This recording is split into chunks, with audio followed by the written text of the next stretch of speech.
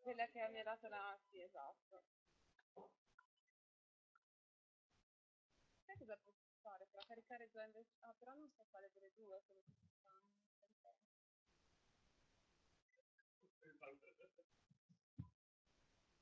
Stiamo registrando, ti dico solo questo.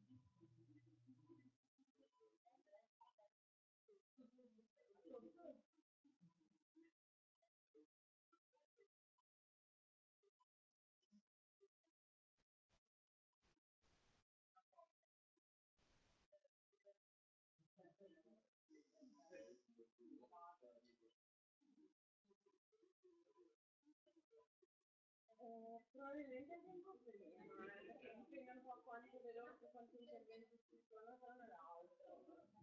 Lui è sembrato finalizzare, però sta finendo un po' quindi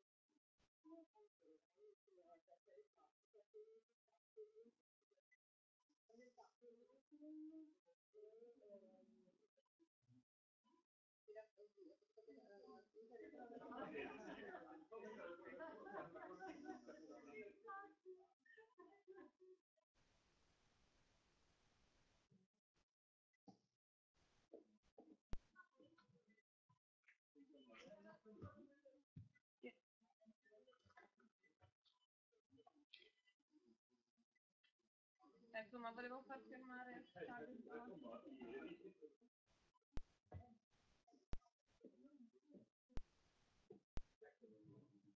no, un attimo, faccio che sono collegato.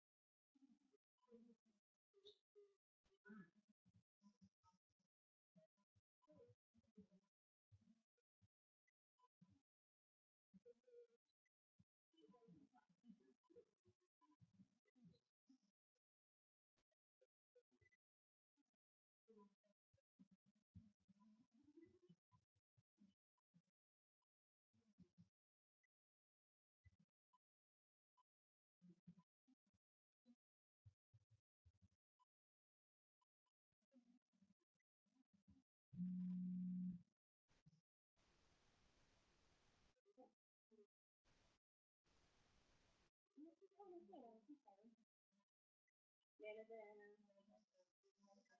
Tutto bene.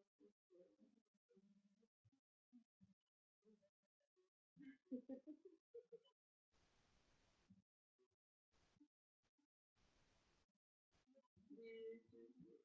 No, sì, sì, sì, sì, mi ha messo fuori studio, mi fa farlo tirare, quindi mi detto che voglio la scusa del resto, ma la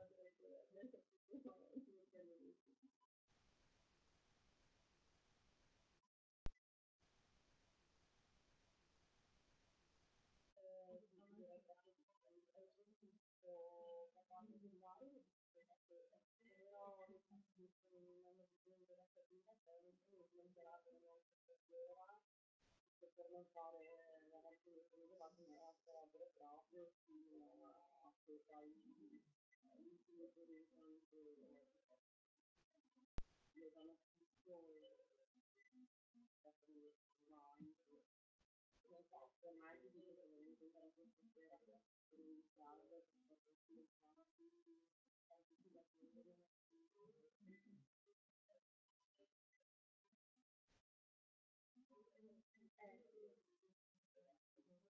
direi che anche perché andare a fare un po' di teatro,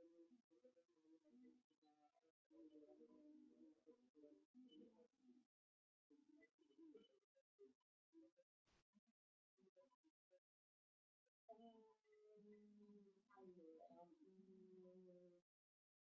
poi fare, no, sicuramente sì, devo capire una cosa, se noi avendo già il servizio, dobbiamo praticamente fare il settore pubblico. Quindi mi fermo un attimo perché faccio tutto qual è il tasto, devo fare prima il tasto di dare richiesta o di togliere l'altra volta mi sembrava di aver fatto prima che devo aumentare le cose e poi richiedere il produttivo per la differenza. Va bene? Guarda, appena riesco a liberare conto di questo una persona stata in furia e ormai tutto dentro il server, quindi prima è stato affidato a me. Quindi quando riesco un attimo a arrivare da questa sensazione, che ho fatto stasera, va bene, grazie che ciao,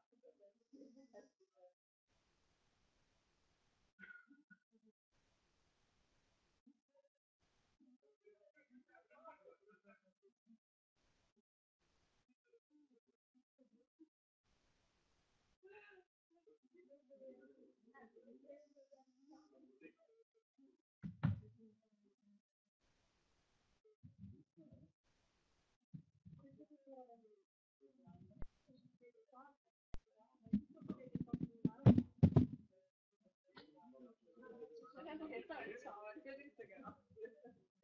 Sì,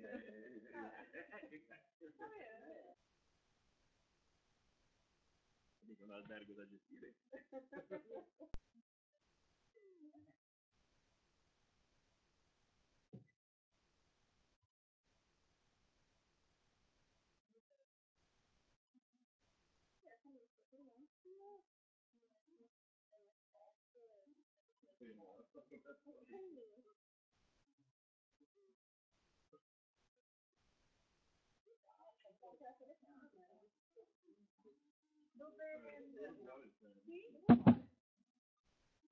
Mettermi vicino al microfono.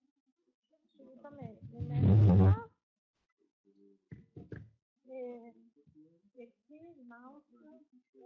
Ah, se vuole gestire lei il mouse. Ecco, perfetto. Com'è, scusi l'ignoranza? Qui basta? Perché io ce l'ho con i due. Ah. Ecco, non vedo niente. Scusa, sarà meglio che metto gli occhiali. Guarda là, vede. Sì, sì.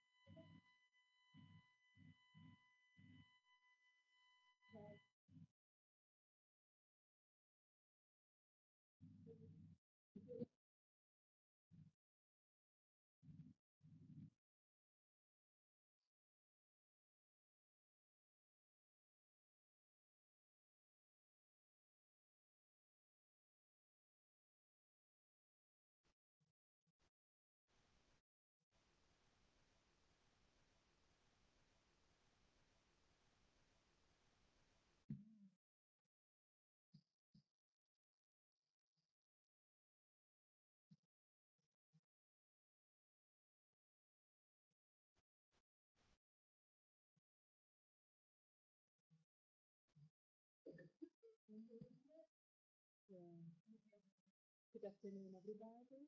I'm Anna Yalopescu.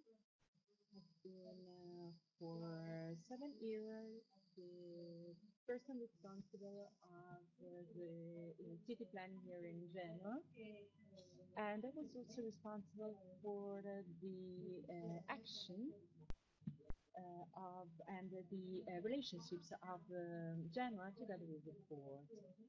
Our city cooperates with the port, and they deal with different subjects together, and they studied together different subjects actually. And especially, we decided to create a sort of mixed group uh, composed by people belonging to the port and to the municipality, and that was the new, let's say, opportunity for, let's say, these people coming from different sectors to cooperate together in order to improve. I think that this experience was really important and is still really important and interesting in order to understand how we decided to deal with this sustainable development as port and as municipality. Sustainable development is a core, let's say, business for both the municipality and the port, actually. So it's a domain in which both entities, both bodies would like to work together.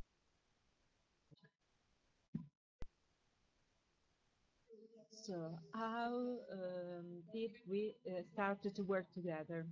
In order to elaborate this city planning in 2007, the local municipality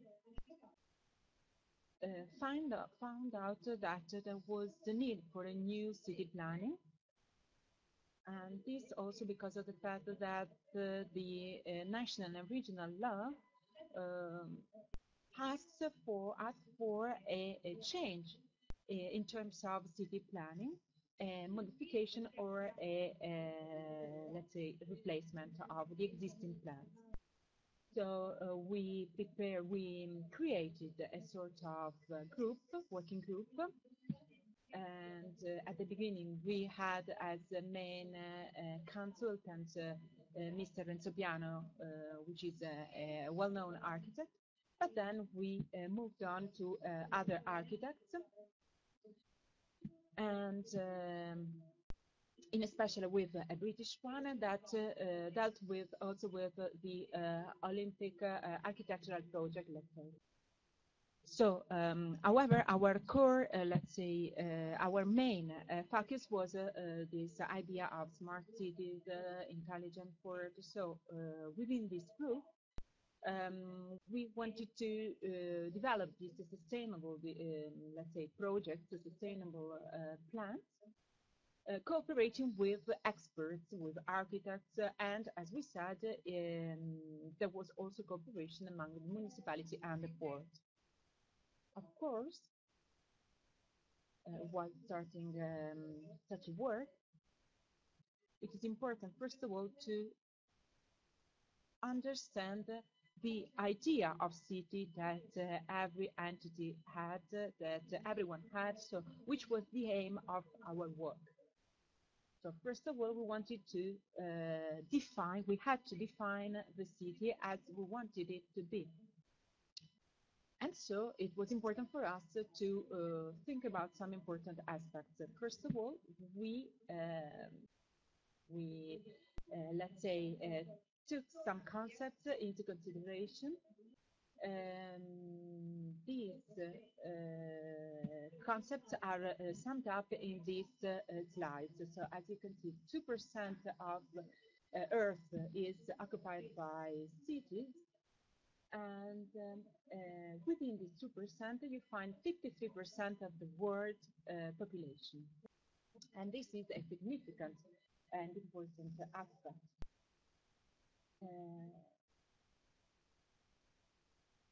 And this is in especially important if we consider that within the city, 75% is the global emission of CO2 um, by developed countries, and this is calculated on the basis of different kind of consumption, building, transport, and private transporting especially. So, of course, the problem of sustainability, as also as you also said this morning, is not the emission of CO2, but however, this is one of the most important subjects linked to this topic, that is, as we said, sustainable development and sustainability, generally speaking.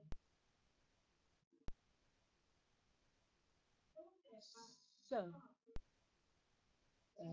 while considering such a situation, the city has to intervene, to act somehow in order to realize a better planning, able to face in a proper way this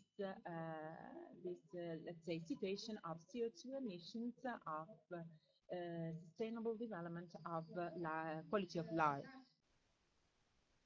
So, in such a case, we're talking about Genoa, and Genoa decided to sign a sort of municipality pact, so a pact among different municipalities. And within 2020, according to this agreement, there should be a reduction of CO2 emission corresponding to less 20%, and let's say a development in terms of an increase in terms of energetic saving corresponding to 20%. So, and also an increase in terms of renewable energy use. So, starting from these points, the city decided to develop some plans, some actions. So, faced to this, let's say, project of sustainability, and with respect to this agreement among different municipalities in order to, let's say, reach these goals altogether, the city engaged itself in defining a series of actions,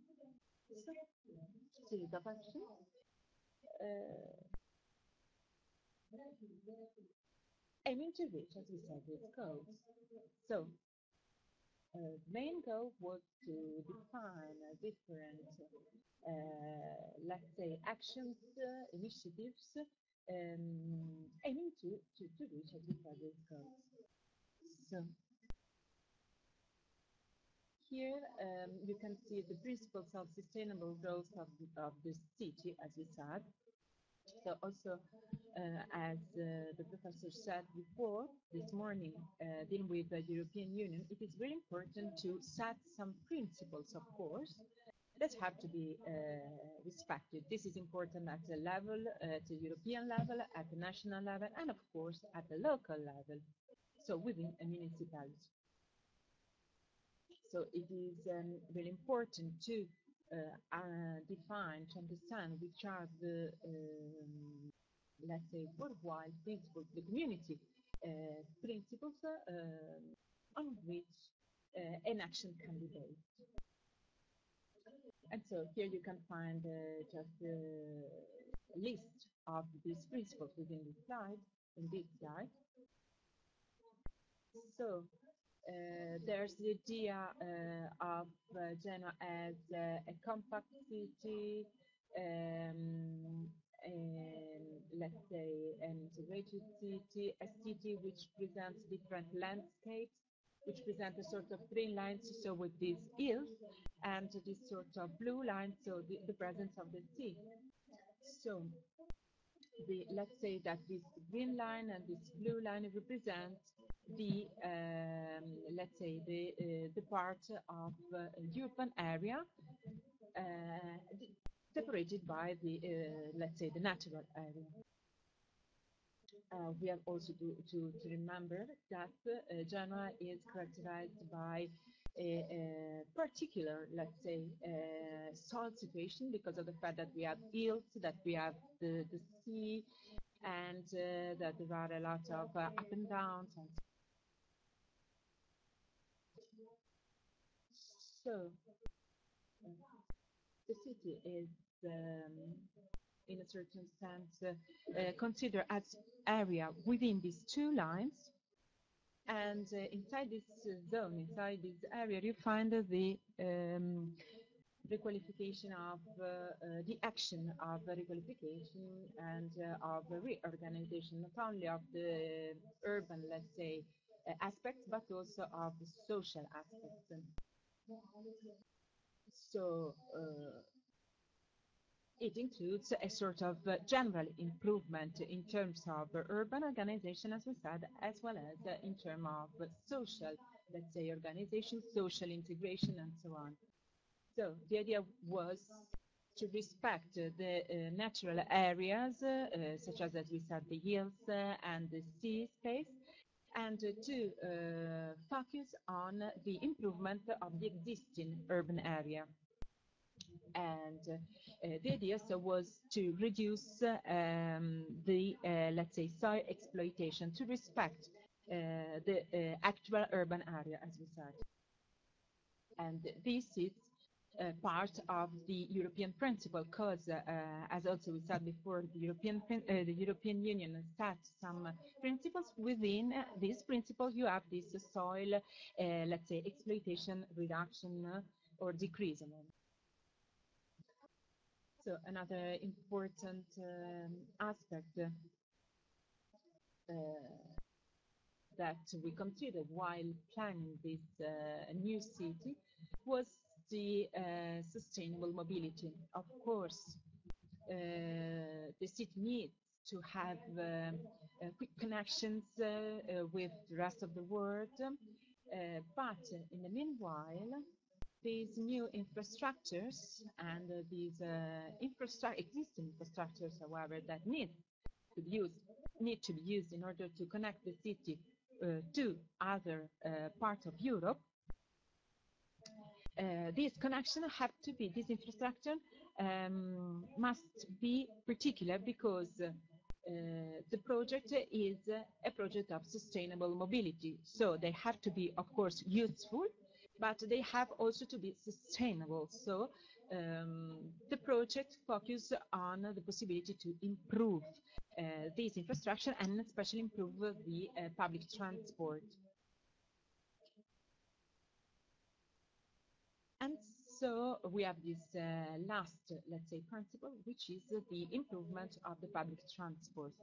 We are going to speak about this topic also later on. I will show you some slides about, and of course, the main, let's say, topic is that Genoa is settled in a specific position, especially within the Mediterranean area, and so, of course, Genoa has to be part of a European, let's say, hub, European series of corridors and infrastructures of these networks. So, while talking about the networks, we have to think not only about transport networks, but also about cultural networks, let's say, also natural networks, and so on. So, the idea was to deal with this new vision of the city as a part of, as hub of different networks, as part of a bigger, let's say, network involving the entire nation, the entire country, and the entire Europe, the whole group. So nowadays, the urban, let's say, the regulations linked to urban planning and organization at a national and at a local level are not so innovative in order to deal with this subject of the role, of the important role of the city. But until nowadays, let's say that the urban plan is linked and limited to the local territory. So there's no this idea of extension of connection to the rest of the country and of the continent. So we wanted to better consider these relationships among the city and the rest of the country and the rest of Europe. And we wanted to recognize the role of Genoa within these networks in order to better understand the role of the city itself. So Genoa is in a very important, let's say, location, not only in terms of transport networks, but in terms of the general networks at a European level. So Genoa should be attractive with respect to the rest of the other country, let's say. So Genoa should be attractive with respect to workers, with respect to students, with respect to tourists. Unfortunately, at the moment, the situation is not so positive, as you maybe know. This morning, the professor who presented his own, let's say, speech, introduced this idea of different vision of development and so on. And I have to say that the main aspect is that there are different views in terms also of, let's say, the role of Genoa, the consideration of the role of Genoa. So there were some people saying that it was important to develop infrastructures, to realize a new project, new architectural projects for new tunnels, for instance. Other people preferring instead to let's say to consider the current decrease in terms of, for instance, the population within the city, and consider the fact that Genoa and its locations should be considered as, let's say, a positive aspect, of course.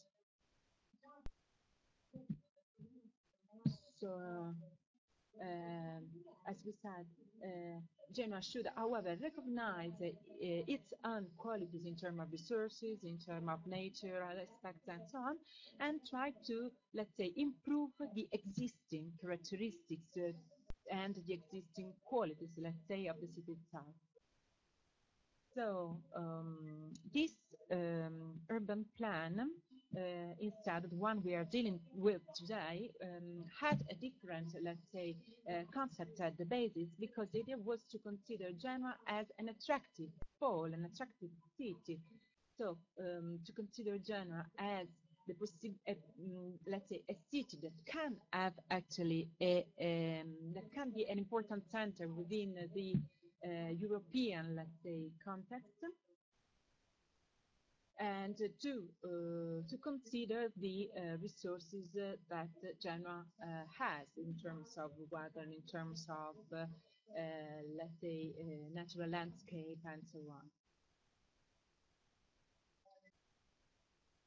So I have to say that I spent too much time in dealing with the idea, the vision of Genoa, because I think that this is the starting point, and everyone should agree with this idea at a European, at a national, and at a local level too, of course. And this, generally speaking, because I think that starting from this clear idea, clear vision, you can then improve and implement better planning. So this is, let's say, the first step of this urban planning. So here you have an idea about Genoa, let's say, position, Genoa role. Within 2,000 kilometers far from Genoa, you find the most important ports within the Mediterranean Sea and the Northern Sea. So it has a privileged location.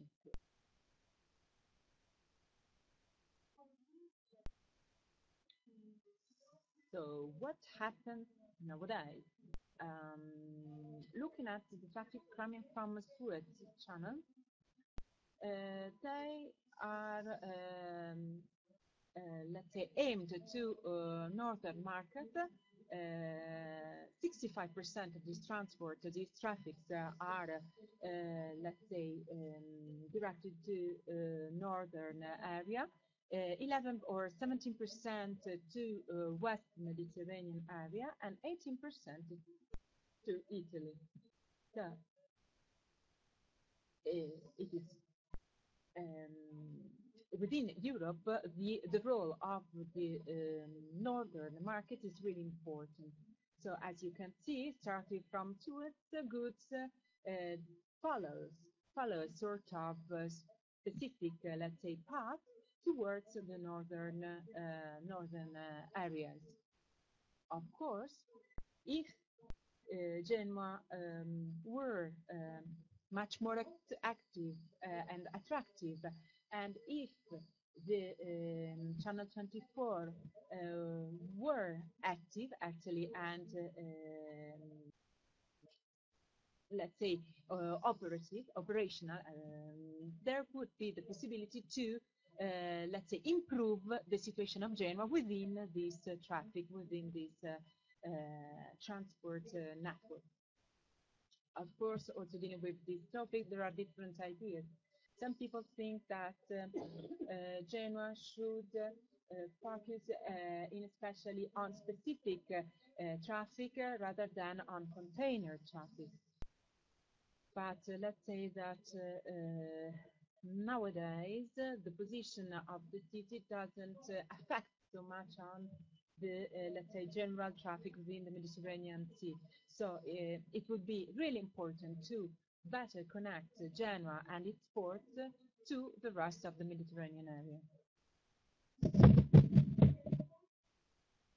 Genoa is within 2,000 kilometers from the other most important ports of Europe, and within 200 kilometers there are the towns, the GDP of which corresponds to more than 30% of the national GDP. These distances are within a distance from Genoa, and this was the starting point for the urban planning of our town. So, an urban plan, we thought, must not just be a kind of um, drawing or project of our territory, but it can be developed at different levels. So we had to identify what is important at the national level, what is important at the urban level, and what is important at the local level. So we divided, or rather, we analyzed the town at three different levels: the urban level, the town level, and the local level, encompassing individual boroughs.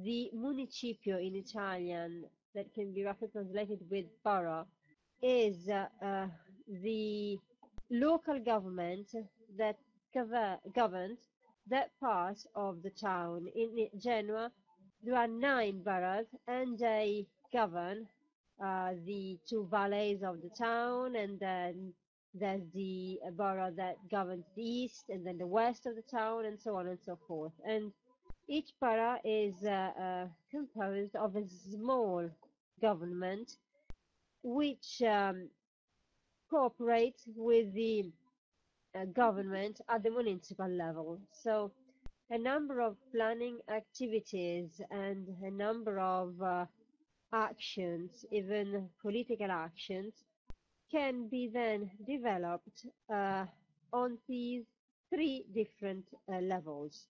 And this is a new and innovative idea which is now present in this planning, and it was maybe a bit criticized. However, this is the main and key diagram of our town, and well, let's say that it is the symbol of our work. And as you can see, the yellow area is the built area of the town. The green area is the natural and agricultural area of the town, and the revitalization area of this uh, of these portions of land. And then the red line is the network that crisscrosses the town. These are the main axes that go through the town. We've got the Val Bisagno and the Val Polcevera, which connect the town along the coast to the Apennine area. And the Val Polcevera is on the left of this picture, the red line on the left, and this is where the motorway is, and we tried to strengthen the motorway system along this valley, and this is the main axis where the relationship between the municipality of Genoa and the rest of the world are really built and pass through this valley, because this valley is a gate to the rest of the world for the town. And then the Val Bisagno, which is the red line on the right, and well, this valley connects the town to its hinterland. And it is a very important valley because, there are many small municipalities scattered along this valley. And so this concept was a precursor of the, let's say, metropolitan town of the greater Genoa, let's say, because this can be the basic concept which can then be developed, and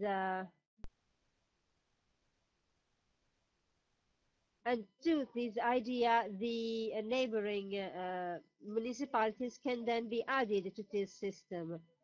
So if I've got a fundamental network that can be used, I can then add to it a high number of municipalities and towns that can cooperate and connect it to the main town. Are there any architects, engineers among you? Yes, maybe.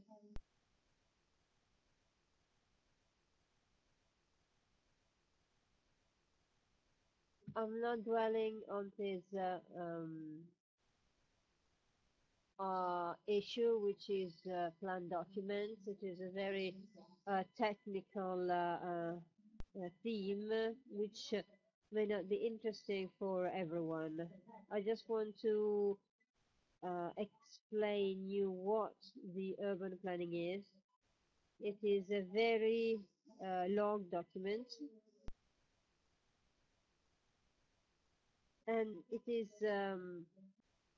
subdivided into different, let's say, books. And I hope you will.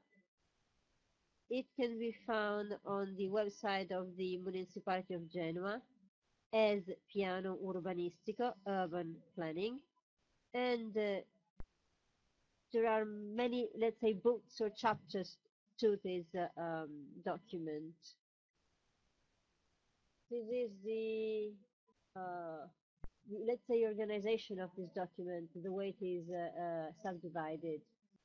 The three lines, the white, light blue, and blue are the three different planning levels. We've got the wide area, the territorial wide area. Then we've got the urban level,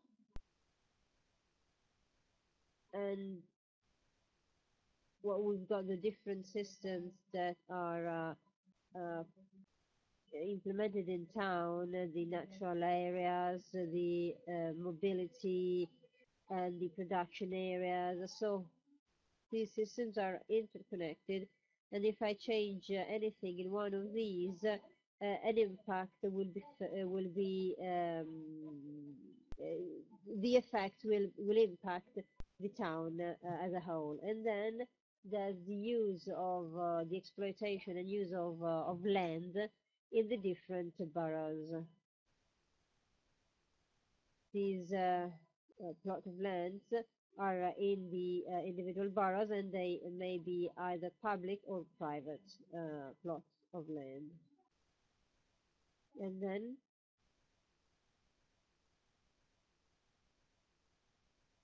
there's the description, fundamental description of all these systems and infrastructures. In the past, it was referred to as the analysis of the urban planning document. Now it is a fundamental description. The idea of the fundamental description was implemented by Law 36, which stated that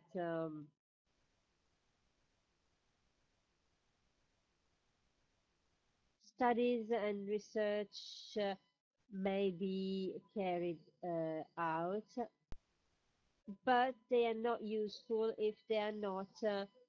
uh, if they are not focusing on specific themes. Because if we want to describe the areas and we want to describe the conditions of our town, we need also to interpret this description. We need to interpret our we want to interpret the the meaning of our town and of the different plots of land and the way they are used.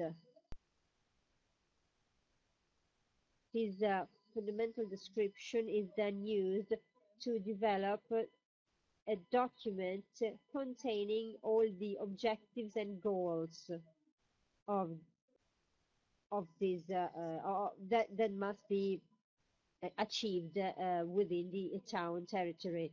So we use essential criteria, we use the analysis, and on the basis of this, the town develops a number of objectives. So we've got the fundamental description, which is developed by technicians, and as a consequence of this fundamental description, there's the planning document, which is a political document, because this political document compares the results and analysis of these results and compares the criteria that have been established by laws and develops a number of goals that must be achieved by that local government.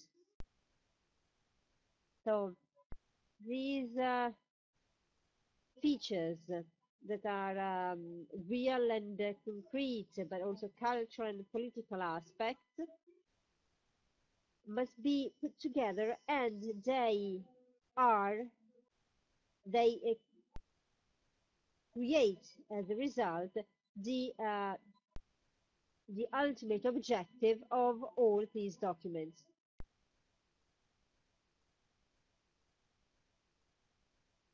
And then the local level, it is used to analyze the possibilities of building new homes, new structures, because when the building license is the building permit is given, the person who wants to build a new structure must show that that building is in line with the criteria and laws. Who is going to decide on these planning decisions? Well, the local level is the fundamental element which is at the base of the chain that lead to the construction permit, to the building permit. There are a number of documents that are created. There are natural analysis, geological analysis to be granted a building permit. If you're interested in reading these slides, then you can have here the list of all the documents that are part of the general urban planning documents. This is the founding description of documents, and in the past, the documents contain only, let's say, an urban description. And then now there are three different elements. The natural features, that is climate, geological and energy aspects, natural aspects, that is all those issues related to the environment. Then we've got the human aspects or related to human beings and society, demographic aspect, and all those aspects related to the labor market. And then the third, the third level is the legal level. I mean, laws and legislation and rules that are governing the description document. There are many different kind of rules and regulations, the municipal, local or regional regulations that must be always taken into account when developing the description document. We start with natural features then, and we go through the society or human features and to get to legal features. Climate is the first level that we take into consideration, the first feature that we take into consideration, because climate is an important resource. It is at danger now, but it is also a very important and essential resource for Genoa. The sea, for example,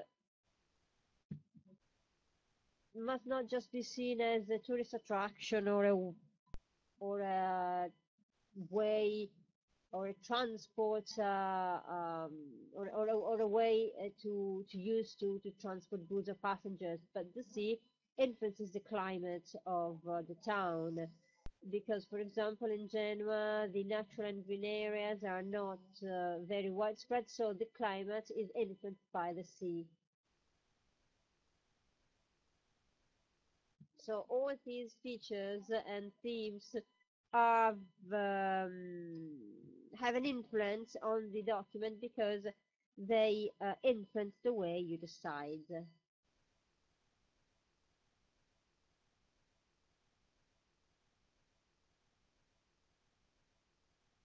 This is the human and society um, level.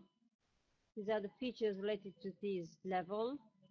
Census studied these data, and especially it studied those data related to the decrease in population.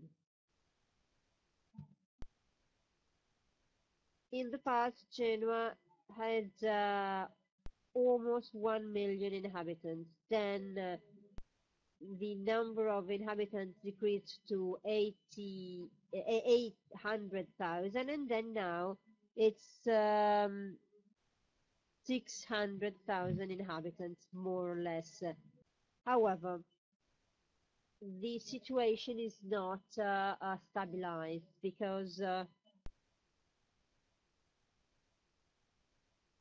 well, the situation in town is that there are fewer children,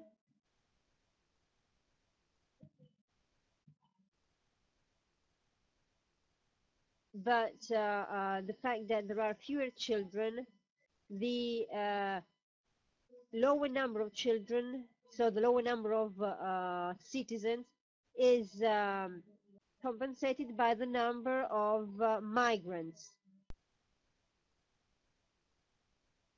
However, the number of migrants has increased, but these people are not here to stay forever. I mean, many people are leaving again because the labor market of the town does not attract these people for good. So Genoa is, according to Census, is an elephant. Well, this institute compared the different Italian towns to to animals, and Genoa has been compared to an elephant. This means that Genoa is not a very dynamic town. However, it means that it is a strong um, town because the elephant is a strong animal. So we may not be very fast like the panther town or the tiger town, but Genoa uses its resources, strong resources, and if it uses its strong resources, it can recover, it can experience a strong recovery and a strong development.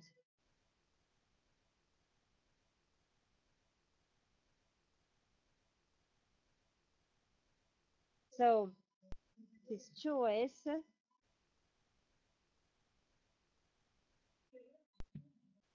is based also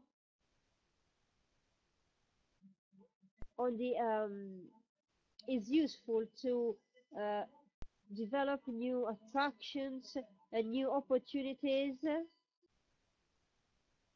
for young people or for people who move here. It is also the starting point of new of improvements in the quality of life. It is also the starting point for creating new offers, new job offers, a better a better quality of life and better living conditions in this town.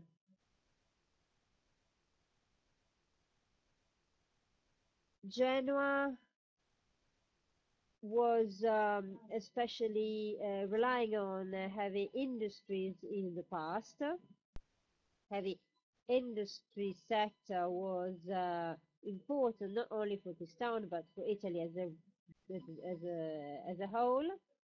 However, this industrial sector is being shutting down.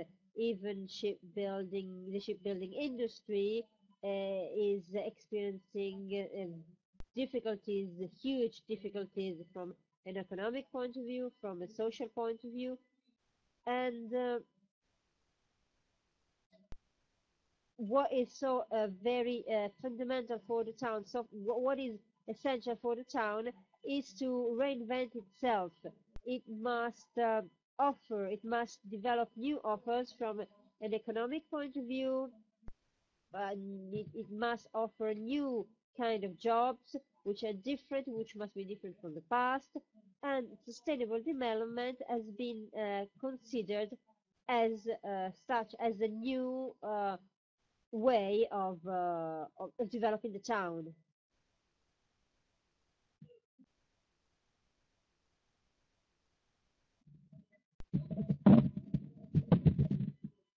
So I have to say that we are really proud of our work, and especially of this part.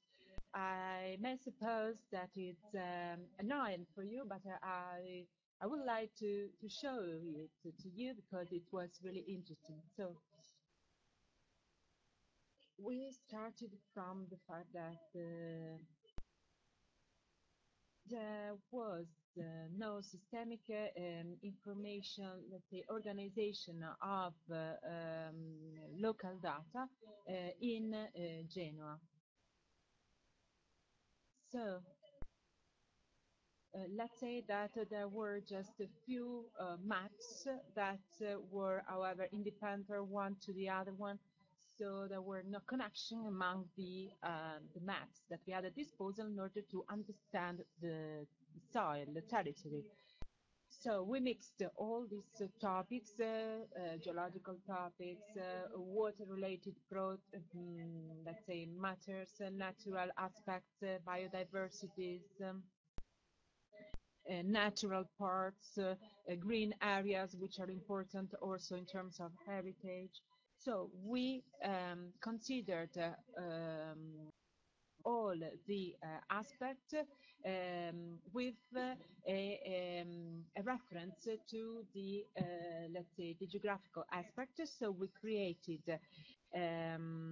let's say, a series of a sort of compound of all the information that could be mixed together in order to explain, to describe at the best the territory situation, the local situation.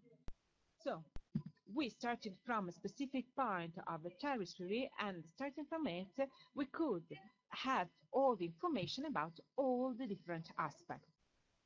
So this is a very important element because it let already know the situation, let's say the basic situation of the city on which we have to work.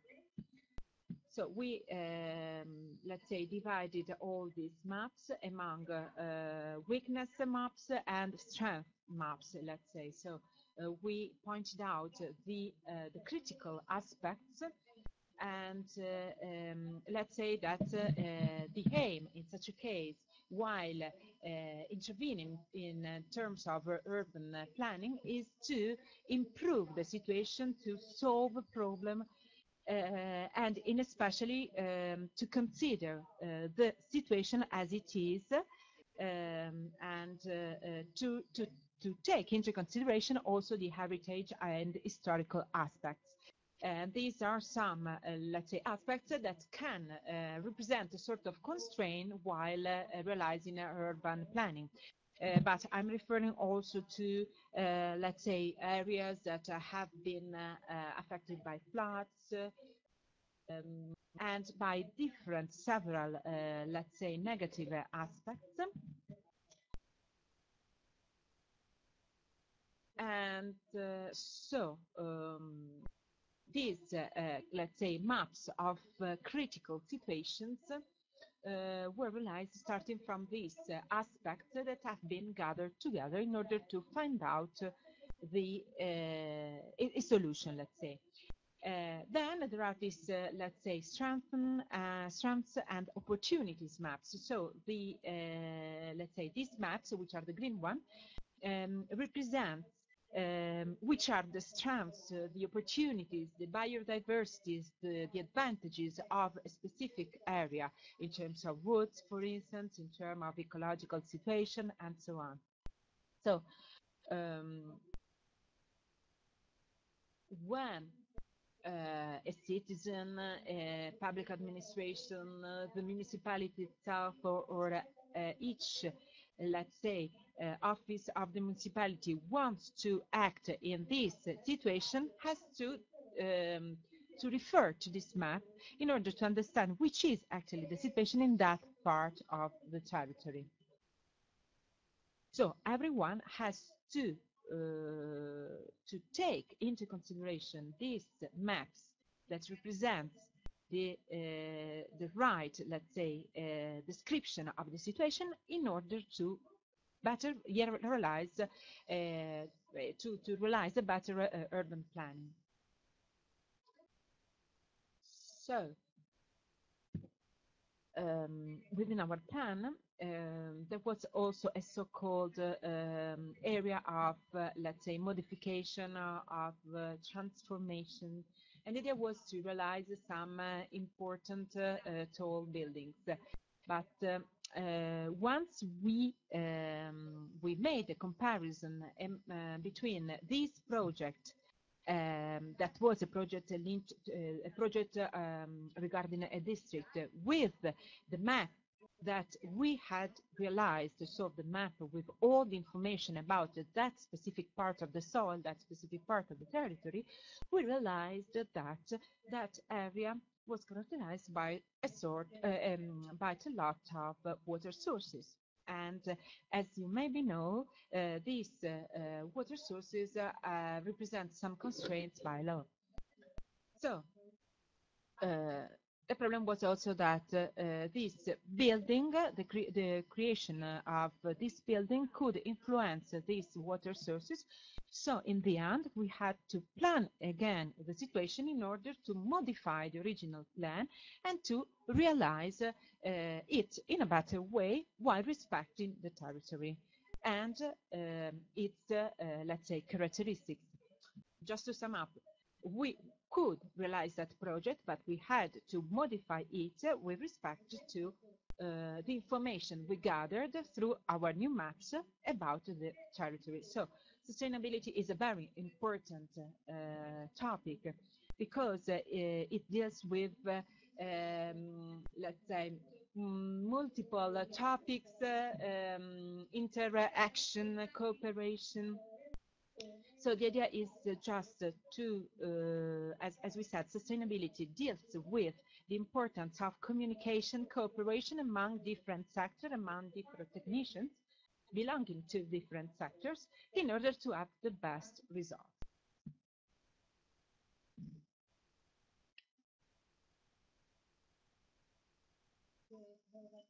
So here you have a sort of specific diagram linked to what I said. So besides the urban planning, so let's say the municipality has to evaluate also the environmental situation in a strategic way. So according to the law 2001 that has been also let's say implemented through other laws, the municipal urban planning has to consider also this, let's say, environmental strategic evaluation. And this is something new, because in the past it didn't happen. And so it was really interesting to do this, to carry out this together, this, let's say, urban planning and natural environmental evaluation. So, of course, the public administration has to decide different aspects to find out different indicators that can be useful to evaluate the decision that has been taken in order to evaluate if they are, let's say, adequate, and the idea is just to be able to evaluate, let's say, the decisions that have been taken in order to understand how they can affect and impact the situation, the territory, and in order to modify them if it is necessary. So, as we said, this idea of both urban planning and environmental strategic, let's say, evaluation was realized also here in Genoa. So, while working on the municipal urban planning, we here in Genoa met the local authorities, so the public administration, that asked for some important information about the territory, information that we gathered before, and that were, let's say, represented by different indicators. This morning we spoke about 100 indicators. Here in our region, in the Liguria region, we have some indicators that have been based on the European ones. So the region, the Liguria region, decided to consider the European indicators and to find out which were best one that could be applied to the local territory. So in the end, Genoa, the municipality of Genoa, decided to identify some indicators. And so all the operation dealing with planning, urban planning, were, let's say, measured or evaluated with respect to these indicators. So the environmental strategic evaluation has been concluded, and as a result, the region itself issued a specific document asking for some modification that need to be introduced besides the ones that have been introduced during the elaboration of the new urban plan. So nowadays, we have to adequate the last part of our work to the new, let's say, requirements. So this is the document related to the objectives, and as you can see, there are three main topics: the socio-economic development, let's say, the urban organization, the land organization within the city, and the quality of life, and then the let's say, the protection of the territory and the quality of the environment. Each topic presents, let's say, a series of actions and initiatives that have been elaborated in order to realize a better, let's say, planning. So there is, for instance, the promotion of a productive system, the increase of port competitiveness at the European level, so the idea of a port that is better specialized within the European network, and again, the strengthening of the intermodality and an improvement in, let's say, public transport. And these are just a few, let's say, objectives within the socio-economic development.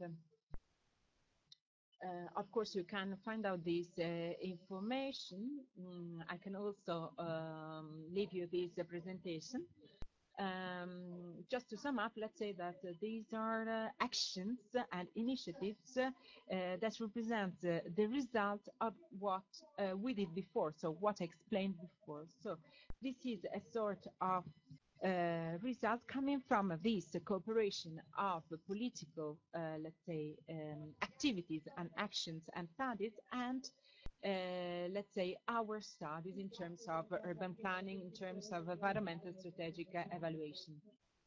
So, of course, there are things that can be modified, and of course, as consequence to some floods, for instance, we introduced a new data that can be also considered in order to update this urban plan and to modify, let's say, maybe also the objectives. But in the end, what is important is just to understand that a method is crucial, is essential, and that we have to follow some basic steps, fundamental steps.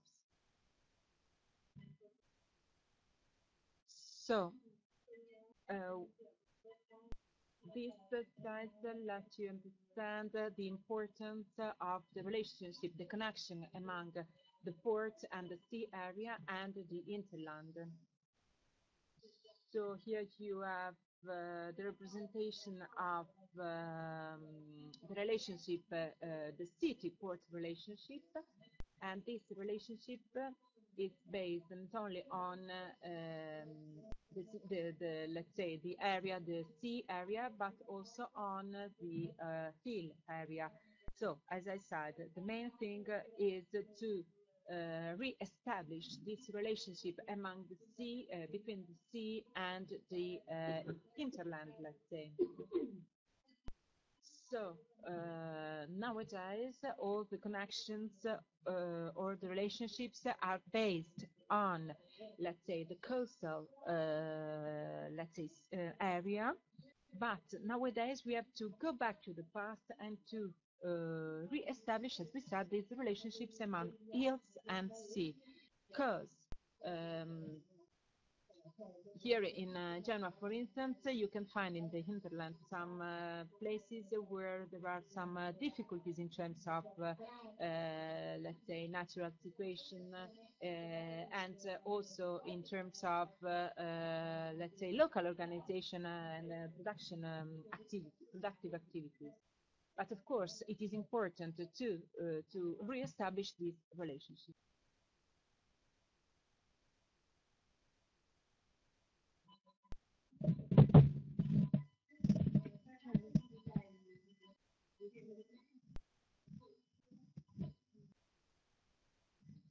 For planning levels, this is the first level.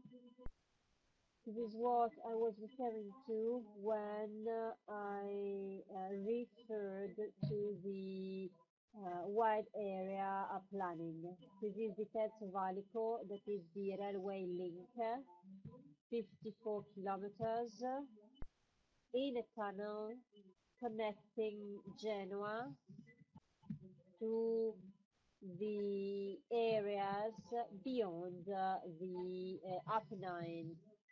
That is the Po Valley mainly, and then through the Lötschberg and Gotthard tunnels, then the link will be connected to the Corridor 24. This is a project that is being debated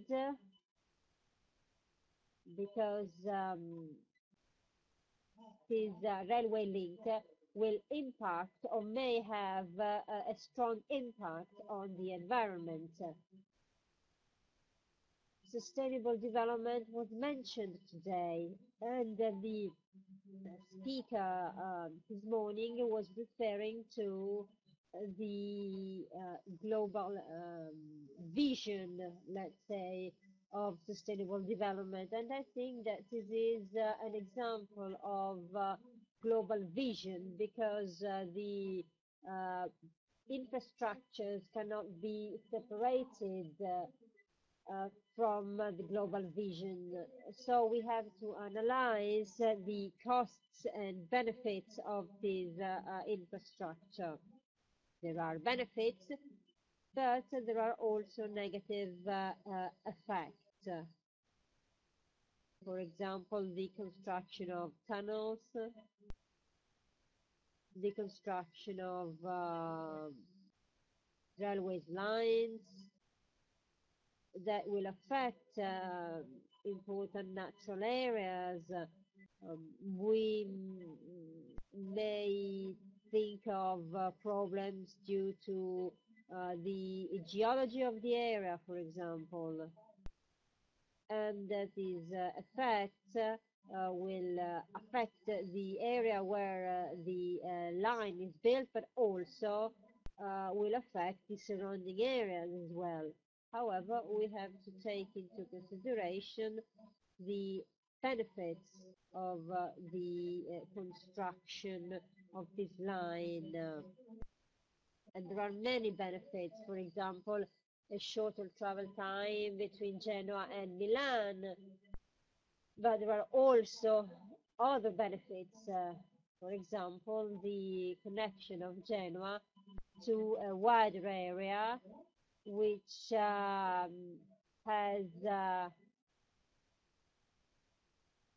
and can offer people more opportunities from a cultural or from a cultural point of view or from a professional point of view. So there are benefits and negative effects. So we have to analyze all of this. And what is of the essence is that a decision is taken on this issue. And this is one of the fundamental elements of our planning. We have to decide if we want it or not.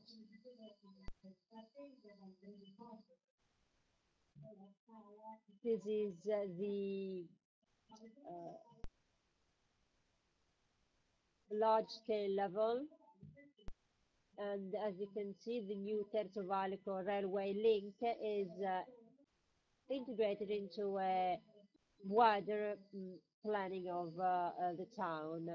There are a number of infrastructures indicated, shown in this map, and there are all those infrastructures that connect the town with its hinterland and with the rest of the world. The light blue areas are the port areas, and they are deeply interconnected with the other infrastructures.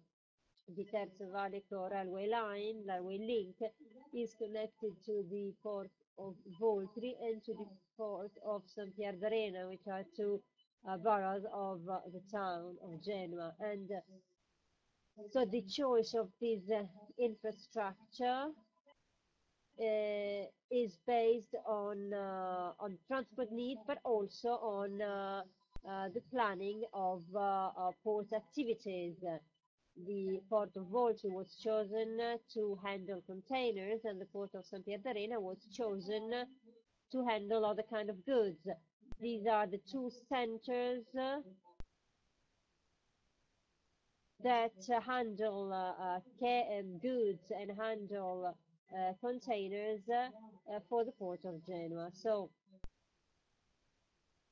the old port, which is in the heart of the city, thanks to this choice, is now used as a urban area, as a tourist attraction. So in this way, Genoa is again can again use and enjoy its sea. This is another level. This is the urban planning and the urban and intermunicipal relationship. These are the connection these are the connections, the transport systems and the connections within the town itself.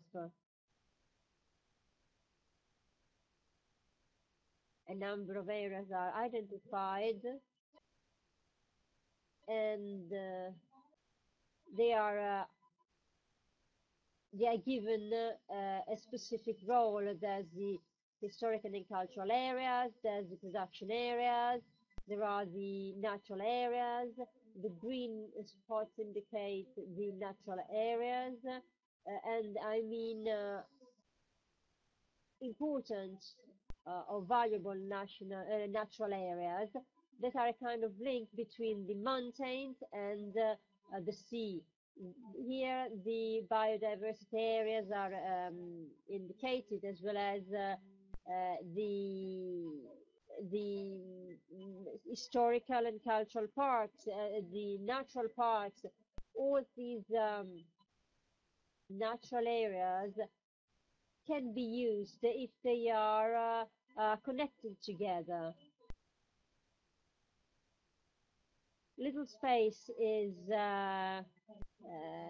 present in Genoa. There are no large parks such as Central Park or Hyde Park. The natural areas of the town, which are incredibly important, are can be found in the mountains, and are also connected one to the other, and these natural areas and green areas go from the mountains to the sea.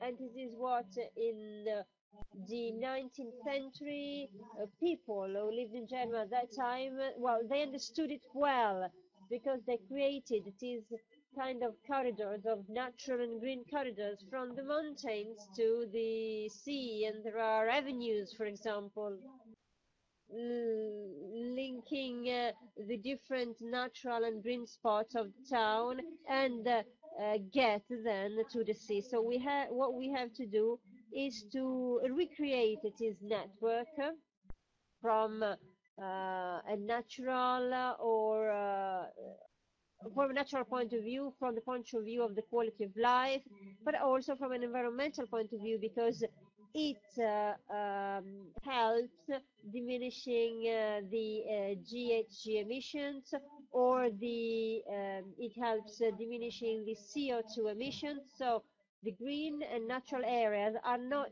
only areas where you can go and have a walk.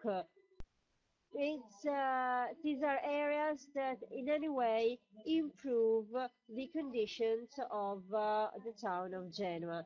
That's why, and on the basis of these ideas, we developed these natural areas. We wanted to put them together, to connect them instead of separating them.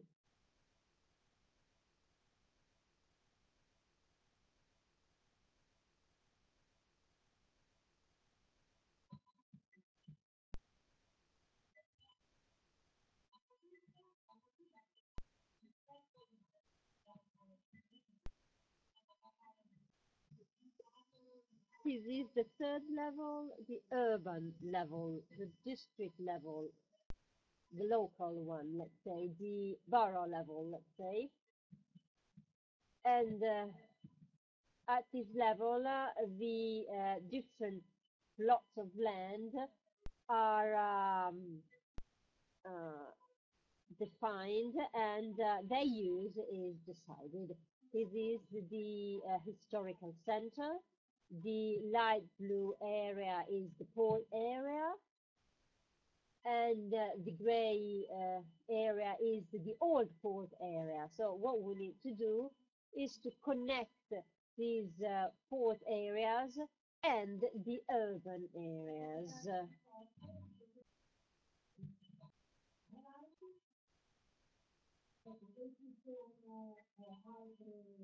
Again, this is the local level, the district level. These two maps are related to the landscape.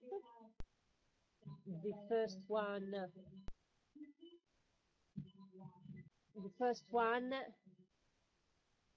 on the right, and then the one on the left, it refers to public services. These are geological maps,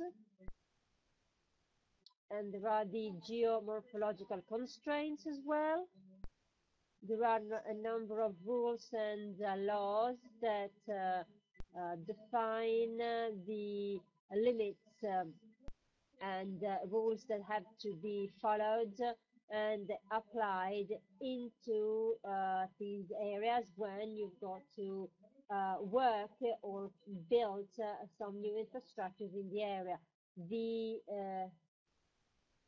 possibility of the land to absorb water must be protected. So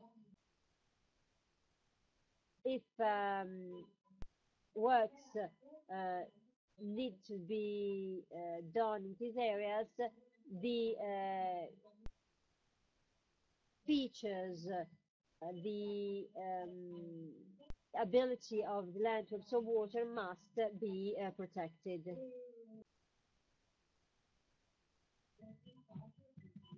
What we try to do is to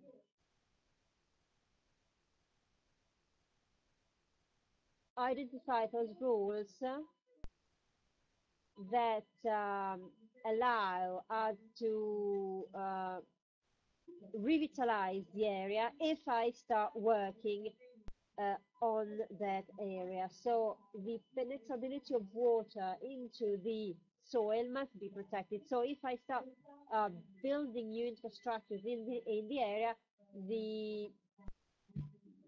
this feature must be protected. I need, for example, to add green roofs onto the buildings, or I've got to create a new infrastructures to ease the penetrability of water.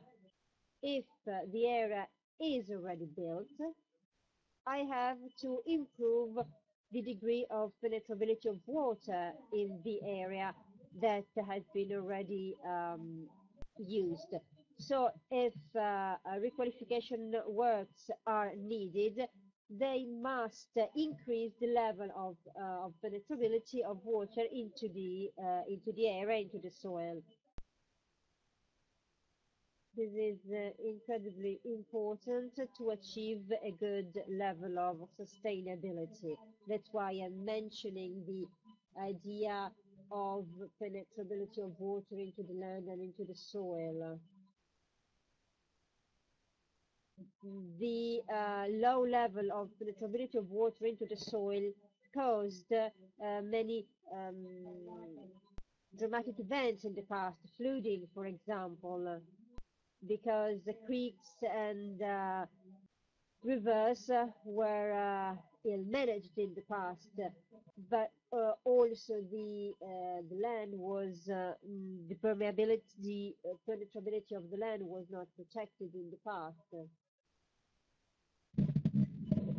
So here you can find the regulation I was talking about.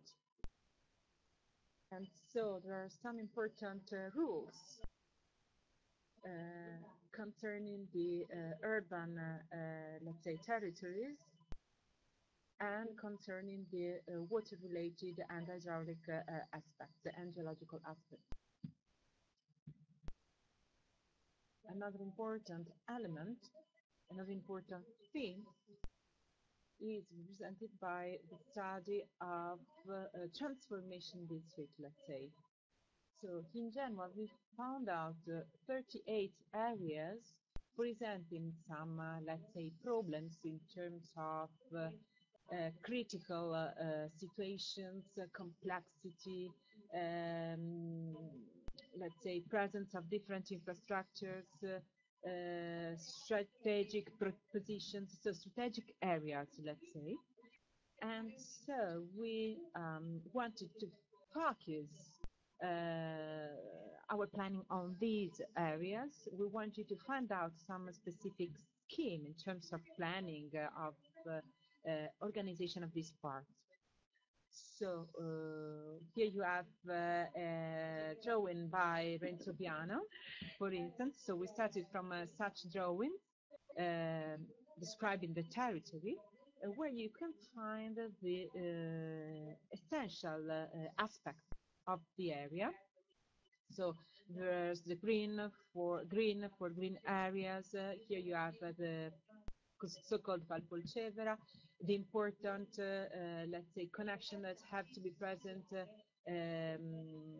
all along this valley, let's say. And so starting from this, we decided to define the qualities, I beg your pardon, the characteristics of these areas, and we found out crucial aspects, points better, which are strategic points, strategic area within this valley, let's say, this Valpolcevera. And starting from this, we decided to plan something, to realize some design, some projects, special projects for these specific areas. So that means that within the urban planning, these projects have been used in order to understand, to better understand the characteristics of the territory and to understand how to intervene in these areas. So we had to understand, and we could understand, which were the green area that needed to be protected, which were the, let's say, areas with historical buildings that needed to be protected, which were the areas that needed to be cleaned in a certain sense, which were the areas where it was important to create connections. So we found out some aspects, typical, crucial aspects that were taken as, let's say, principles for our urban planning. So these studies were translated into these sort of schemes where there are the connections, the Pieton connection in red, pedestrian connection in red, where you find out the infrastructures, railway stations, park areas. So all the aspects that have to be taken into consideration while planning these areas.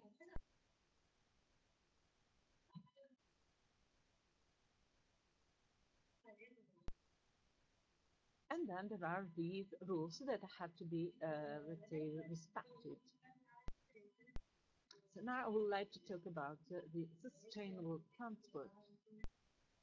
Do you prefer just to have a pause, or would you like to go on?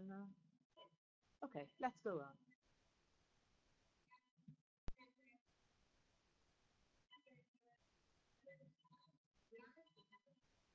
So during our, let's say, work, we found out that sustainable transport was one of the crucial aspects, one of the crucial things in order to reach our goal, to achieve our goal of sustainable development. Genoa presents a railway system that follows the coastal, let's say, line, and the city itself and the railway company decided to plan this railway, let's say, network, considering also the presence of, let's say, sort of bypass of within the city, so a sort of line crossing the city, and the idea was to use the line, the coastal, let's say, railway line, to use the coastal railway line as a sort of metropolitan railway.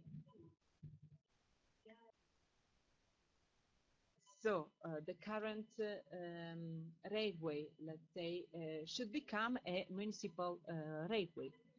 And so, first of all, it is important to increase the number of stations, because they have to be, let's say, closer one to the other.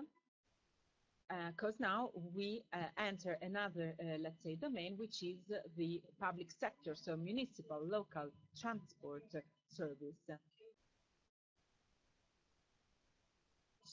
So it is important to increase the number of stations in order to connect all the most important, let's say, areas of the city itself, and to create this sort of public transport network, uh, representing sort of skeleton for the public transport itself. So here you have different vertical lines which represent the connection towards with, let's say, the other valley, and instead the horizontal line represents the coastal line. So here you have the underground. The green one is the railway, the so-called Metropolitan Railway. And then you have the actions, the intervention introduced in order to create a bigger whole underground system. Then you have the so-called Terzo Valico project. And then you have the project of public transport within one of the valley of Genoa.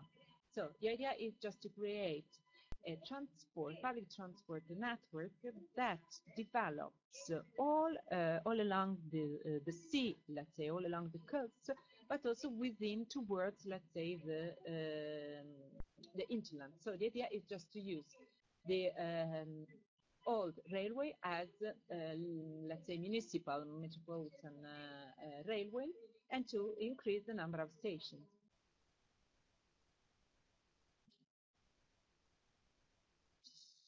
So this is an important project of to be realized, because it allows to reach all the parts of the territory in a faster way and in a better way, from the suburbs to downtown.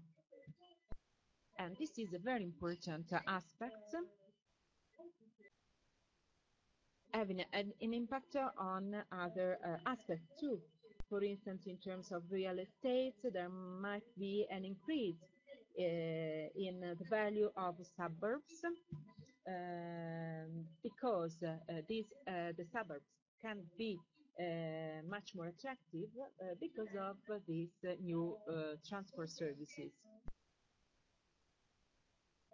This new, let's say, planning can also represent a better, let's say, distribution of the population.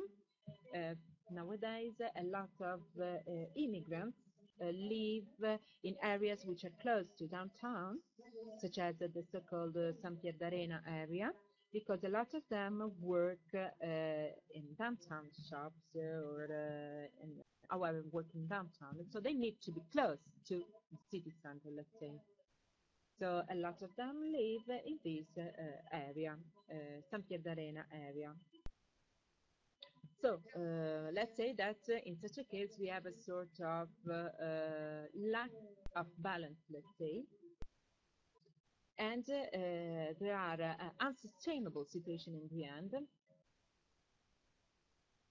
because the idea, the final project, of course, is just to create a cohesion within different people living on the territory, and so the idea of introducing this, let's say, new use of the railway that allows people to get in touch easier, let the immigrants to live in suburbs, but to reach in a quicker way and fast downtown.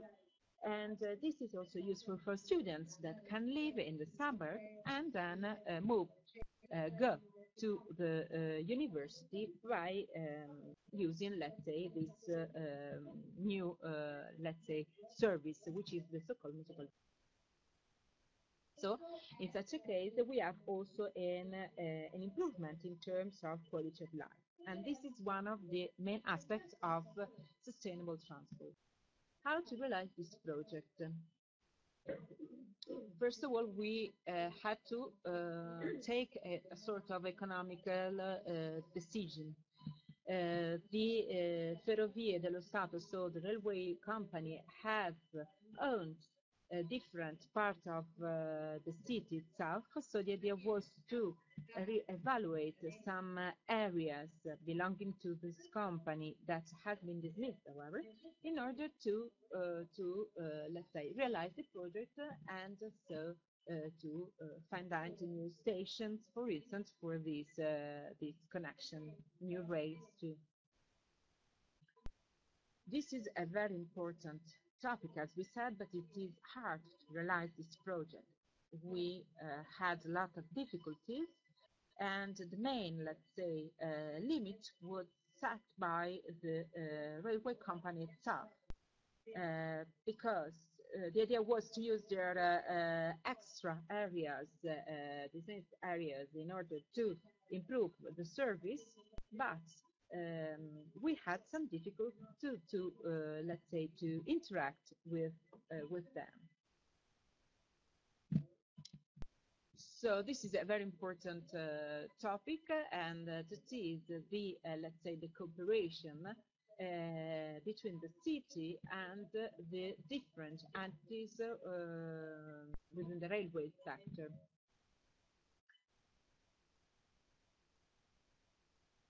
And so we have to find out a solution at a regional and local level, municipal level.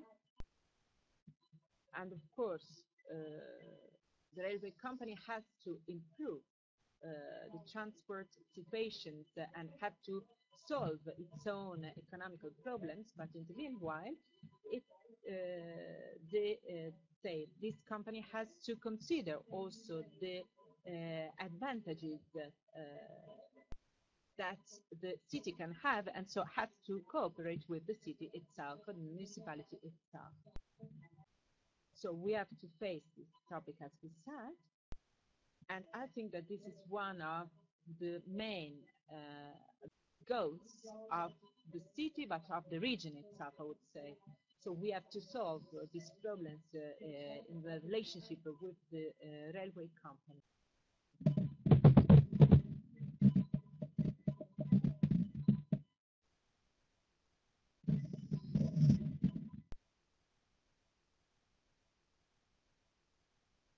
As everybody said, the white dots are the hubs of the urban railway networks,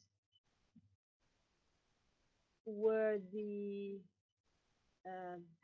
stations of the Genoa's underground network are. And these are the areas where the main urban actions must be carried out.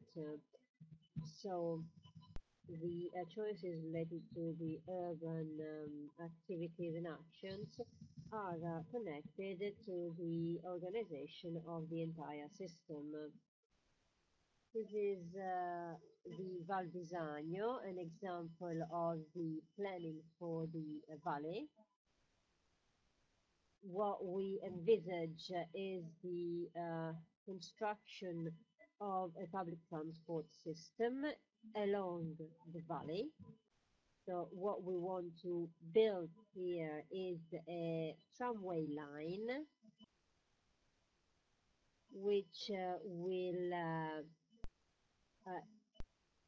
leave and get to the railway station, and there will be an exchange point, let's see, between the railway line along the coast and the tramway line that will go from the bottom of the Val Bisagno to its upper end.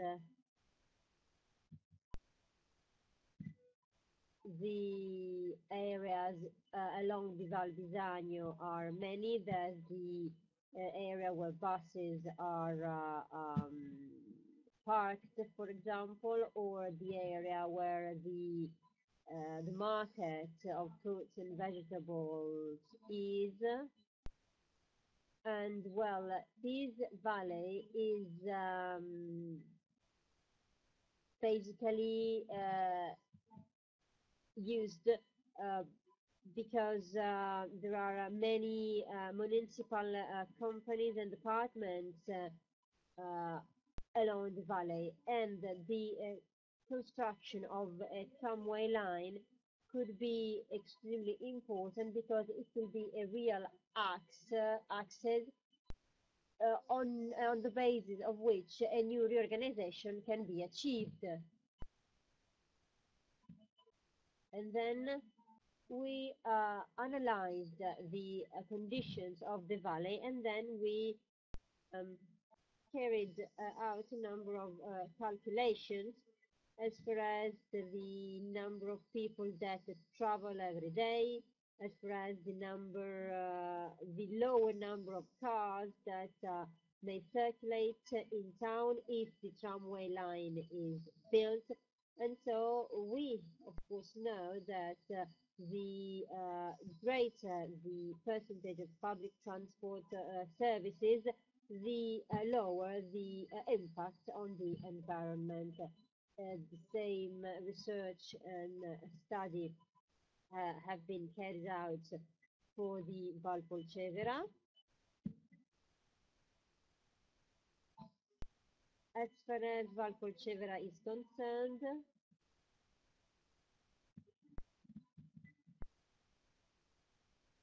the main Genoa's infrastructures are here, old and new ones.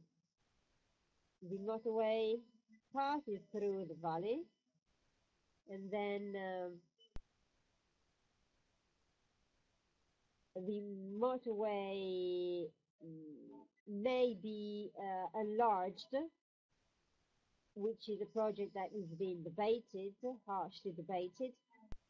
The underground line may be extended again, yes, and all these services will be then connected to the main railway line along the coast. So there will be effect onto the valley for the construction of these new systems. However, there are also benefits. That is the revitalization of the area. This area is of the essence for the town because on the right here, if you can see my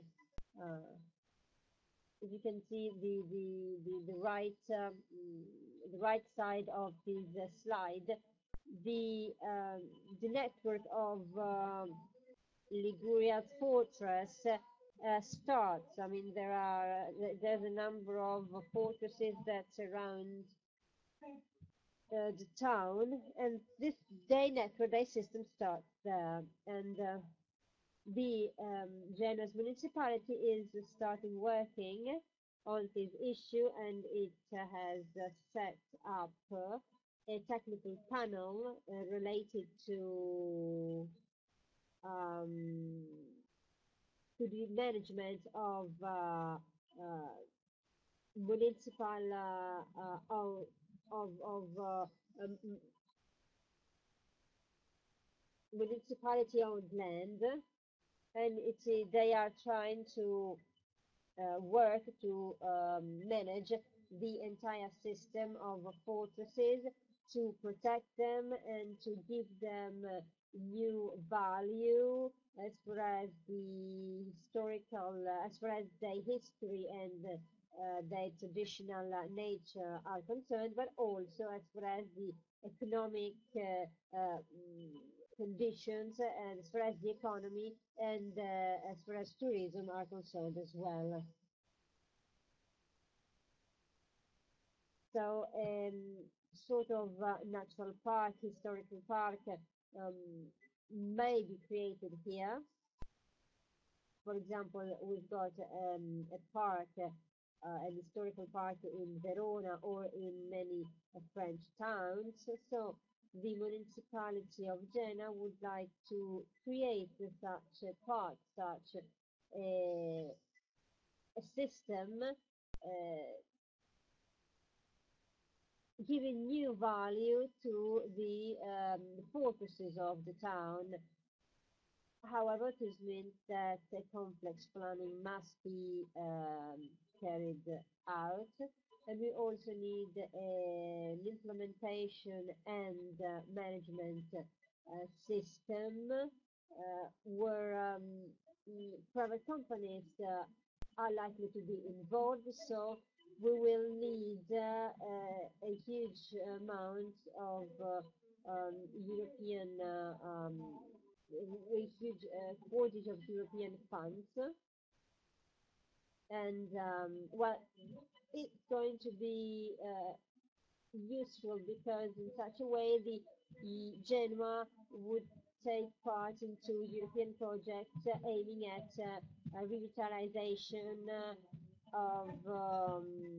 revitalization of this system of all its areas. We may even set up a new kind of park that can be experienced by people and not just visited by people. But we can also develop new areas. For example, Coronata in the western part of the town,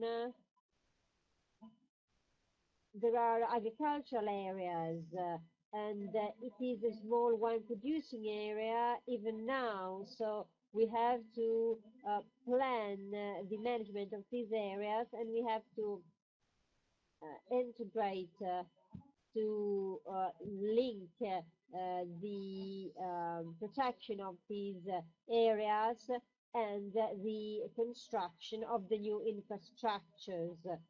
Um, we can we can try and integrate these two realities because both the new infrastructures and the all the traditional areas can be connected, and I think that we have to bear in mind the limits of this work, of these activities, but we also have to integrate the different contents. So here you can find some examples of these different areas where we have to face this problem of planning that have to integrate all these aspects. As I said, there are 38 areas within Genoa municipality with specific projects, urban projects.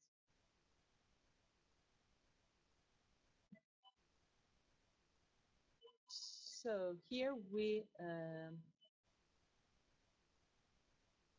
have to say that most of these areas, of these 38 areas, are within the, let's say, port or coastal area. So here I have to say something very important. I have time, so I can do this. So, which is the relationship between the urban planning and the port planning, let's say? So, for years, the port and the city have been characterized by different planning instruments. So the urban planning for the city and the land use plan for the port. So during the years, these, let's say, different plans have been dealt with by different entities and have been considered as divided one to the other. So all the administrations, these two administrations, the port administration and the city administration, decided to act independently. So the land use plan that has been approved in 1999, I hope this is the right year, should be 1999. So in 1999, I just had. this land use plan was, however, innovative because the region approved its own let's say, port land use plan, while considering also the compatibility with let's say, the urban plan. But however, these two tools, the urban planning and the port planning, had different, let's say, lives, so different way of expression, different rules to be respected, and so they are completely independent one to the other. So they have different contents. Of course, the region tried to compare the contents of these two plans, but after their own issuing. So these two tools have been realized, created, issued, and then they have been compared. Of course, it is something different from the idea of, let's say, cooperate while taking decision, while making this planning. So it is something different from starting from a similar scheme, let's say. And so here we have to do some different considerations about Law 84 regarding port planning. And this is Law 84 of 1984. And we should also consider and think about the national law, because national laws, generally speaking, concerning the Port Authority, that is considered as something separated from public, let's say, city public administration. And so it is, let's say, an entity separated from the municipality itself. And also the president of the port is appointed according to the suggestion of the region, the municipality, and the ministry, but the municipality is seen as, let's say, a sort of neighbor. I would use this expression. So they are not working together, but they are considered as independent entities, as we said. So there are other European cities where the port is part of the municipalities in terms of authorities, or where there's a company ruling, managing the port, where the presence of the municipality is, however, important. Instead, here in Genoa, I have to say, as non-expert person, let's say, that the port is a sort of property, in a certain sense, of the state and not of the municipality. So let's say that there is a sort of relationship between the Port Authority and the municipality that is a sort of neighborhood relationship. And this is a big, huge problem while planning, because two, let's say, entities often disagree. Two authorities often disagree. So nowadays there are different tools that can be used. There's the city planning, there's this port land use planning, and then there's also the so-called regional coastal zone plan. And these tools are used to manage this port area.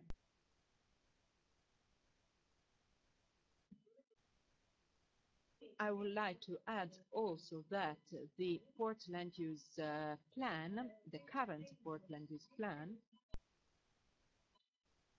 is different from the past, because in the past the municipality area was considered as a sort of white area. That is, it wasn't considered at all within this plan. But nowadays, within this plan land use port land use plan, there are two, let's say, domains, sector of interests, and so there are some parts that are linked to the port itself, and some that are linked to the municipality, somehow to the municipality and its interests. So the area which are concerned by the port, let's say, action, are these areas that are important, that represent an interest for the port itself. Let's say, the areas that represent an interest for the city itself are planned by the city, the municipality itself, as I said. So this is due to the fact that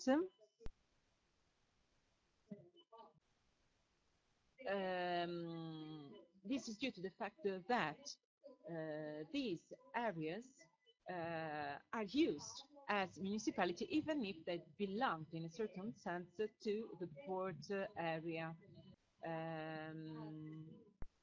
And so these areas belong to the city, as I said, to the municipality, and have been used as such areas, municipal areas, for instance, for museums, for, let's say, tourist areas, or they have been used as, for instance, tourist areas with sands and so on. So I'm thinking about Volti, for instance, about Pra. So let's say that this port area is a sort of a composed area of these two interest areas, which are port interest areas and city interest areas, and which are planned and managed by these two entities, the port and the city municipality. So within this port development plan, there are some areas that are, however, managed through this municipal urban plan. So within the city development plan, through the city development plan, the municipality can manage these areas that belongs to, let's say, the municipality area in a certain sense, even if they are part of the port. And so, as you can perfectly understand, the situation is really complex. And what we did was just to try to find out a solution together with the Port Authority in order to solve the problem. And we tried a sort of cooperation, and I would say that from a technical point of view, this cooperation was successful, but from a political point of view, I would say that it was not so fruitful. The experts, let's say, the technicians, especially the younger one, were really, let's say, available. They were at disposal. They were ready to cooperate with us. Because in reality, there is no real stringent, let's say, division between the port, let's say, areas and the city areas.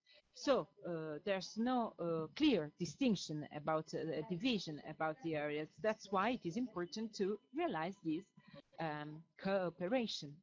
So there are some areas where there can be the intervention of both authority, the port authority and the municipality. So the idea is that for such areas, the municipality and the port should work together and cooperate and decide together. And of course, it is difficult to be understood by politicians.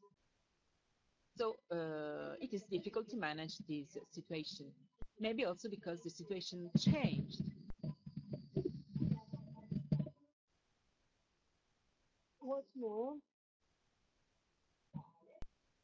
if you look at the urban area outside the port, the coast is very nice.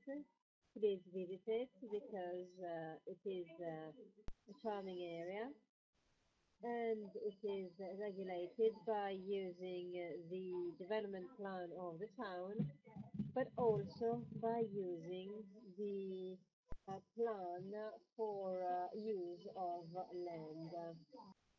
This plan states which are private and public portions of the coast, and also the rules for the use of the coast, the beaches, and the area along the coast. So the situation is very complex because there are many tools that are controlling and governing the various areas.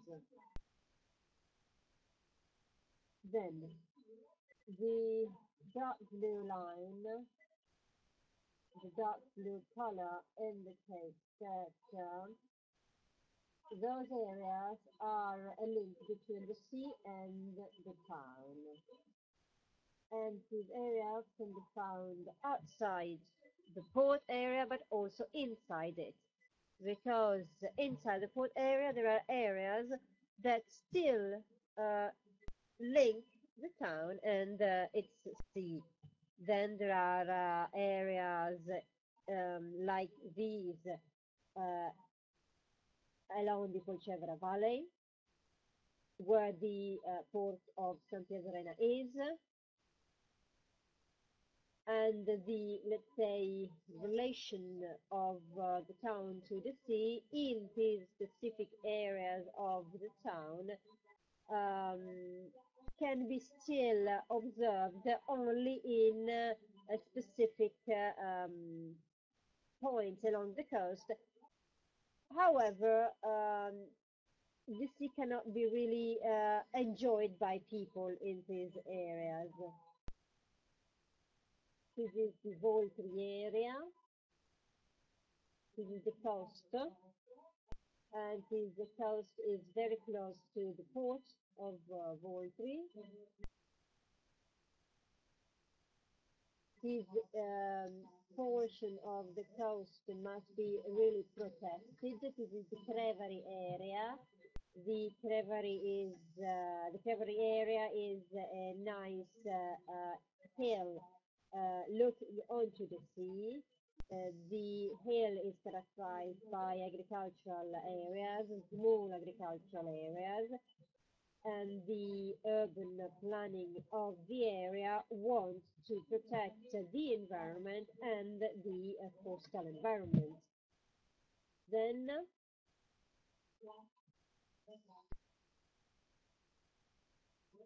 there's the port area that is located in the Voltri district. So we decided to start working on the urban areas and port areas. So we have to identify these areas as they are. As far as the urban areas, the municipality planned what needs to be done. We underline what must be done and we list their features. As for the port areas, well, we have to take them into consideration since they are connected to the town, so they must be taken into consideration. The work that are carried out there must be taken into consideration because they have an impact on the town. For example, construction of a new basing inside the port. So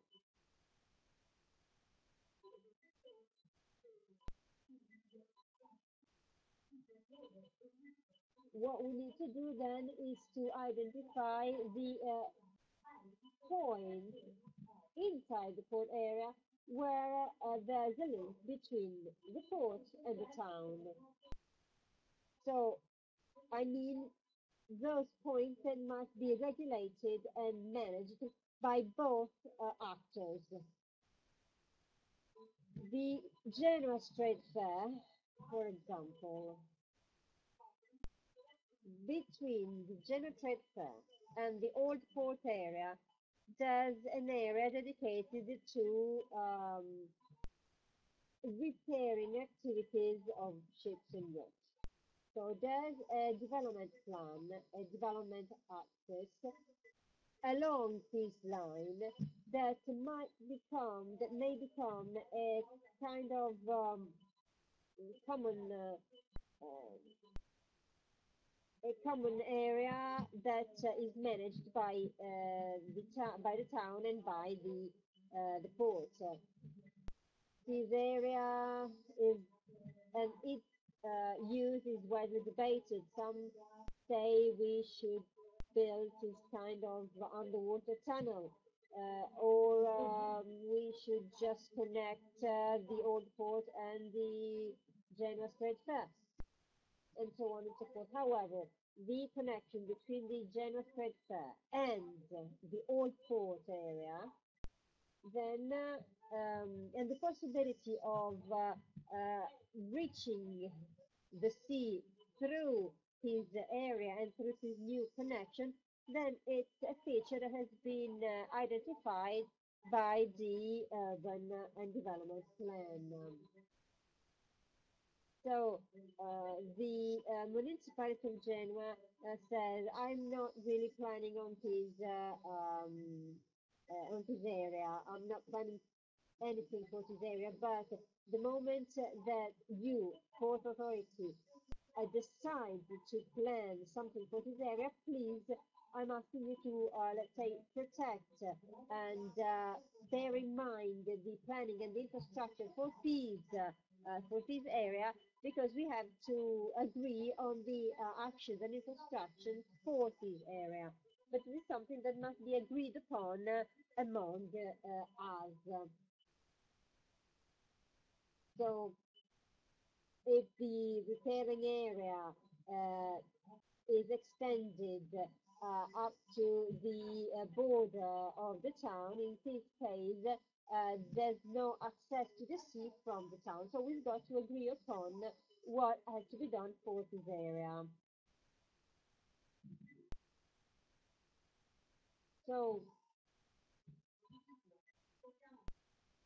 there are elements that are mm, communicated to the Port Authority when the Port Authority is starting planning for these areas, and the idea is to do this together.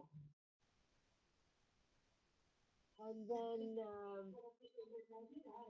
well, debates were, of course, going on.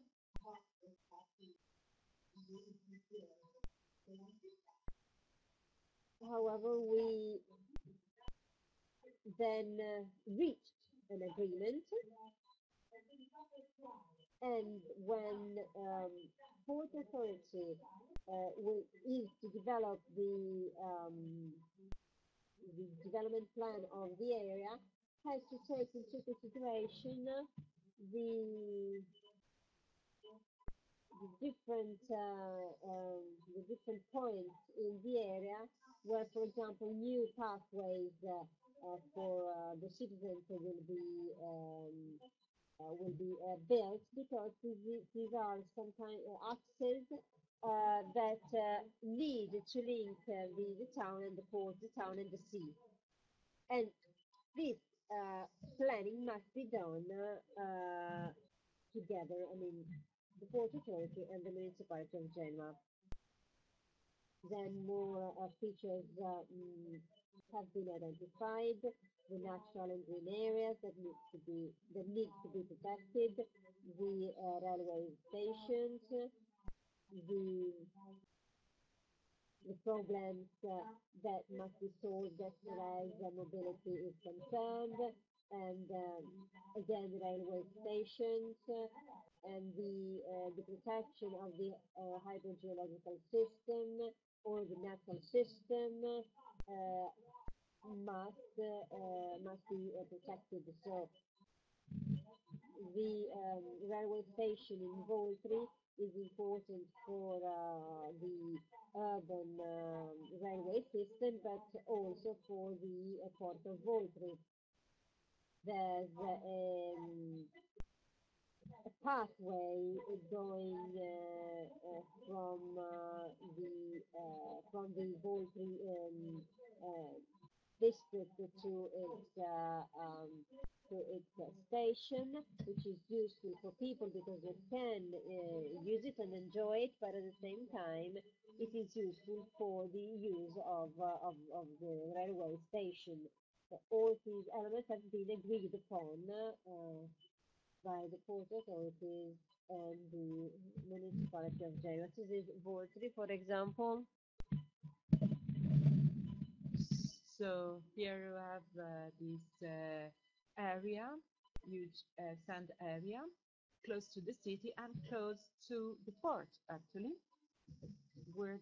which is actually a container terminal.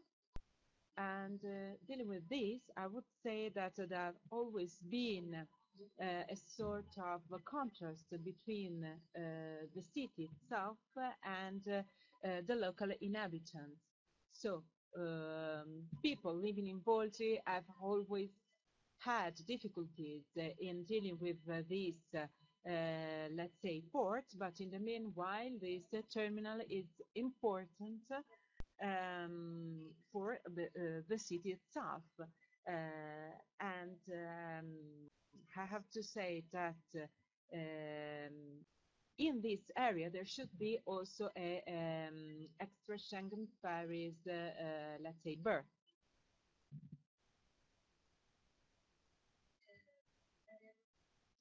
The realization, the project of the realization of this project, of this planning, presents also the presence of this sandy area, let's say, of a special path for people, for tourists. So there's a sort of, let's say, balance between the development of a port with new projects and the development of the area as, however, tourist, let's say, area in a certain sense, and especially a better area for local inhabitants. So the idea is that, of course, it is important to consider both, let's say, the inhabitants' quality of life, the inhabitant situation, and the development of the port. Of course, Voltri, the inhabitants of Voltri need this requalification of the area, and they are threatened by this port that is, let's say, a huge infrastructure, an important infrastructure, and that can be a problem for local people. So let's say that let's say, planning should consider both the port area and the natural area, so that let's say that the development, you can really rely, you can really have a sustainable development. So the municipality and the port have to work together once. So here you can have a look at the project regarding Voltri. So there's an extension of this path, coastal path, and this is linked to the new railway station. And of course, there's an idea to recover, let's say, all this area, historical area with villas and important buildings.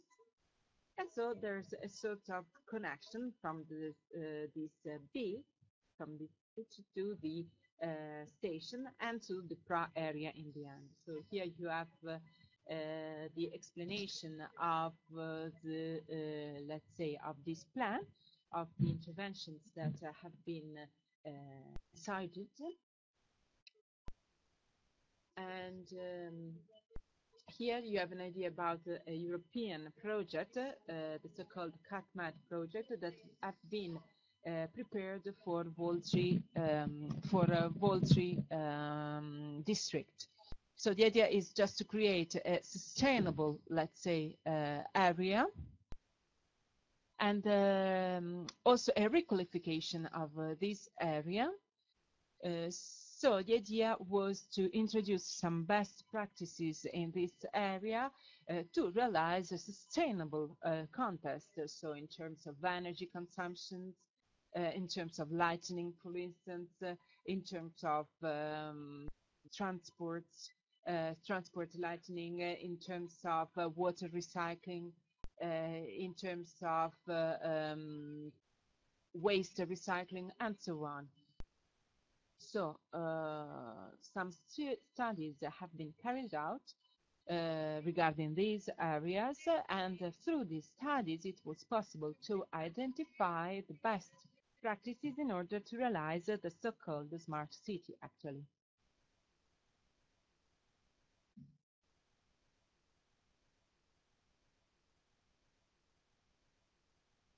So here I show you a part of this Ligurian coastal area. And here you can have a look at this complex relationship between the municipality and the port. So here you have the Pra zone, sort of Pra Strip, I would say, where you have the Voltri terminal and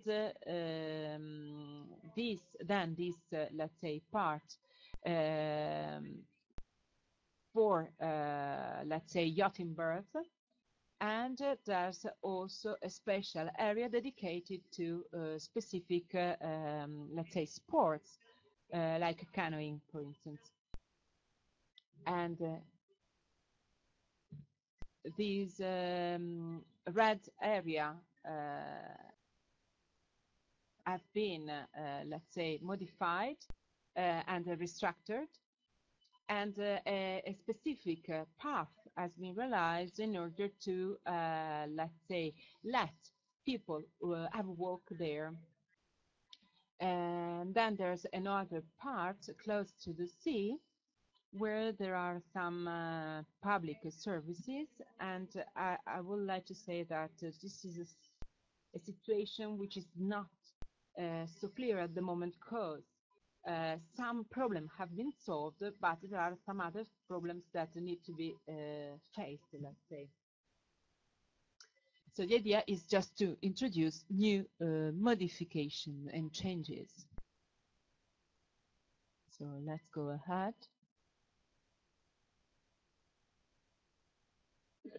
So here you can have a look at Pegli, which is a coastal area. And also here we have a requalification of the walking path. And here we are always within the port area. Then we have this Multedo coast. And of course, as I said, there are many different areas. We can just go ahead with these slides and have a look at the pictures.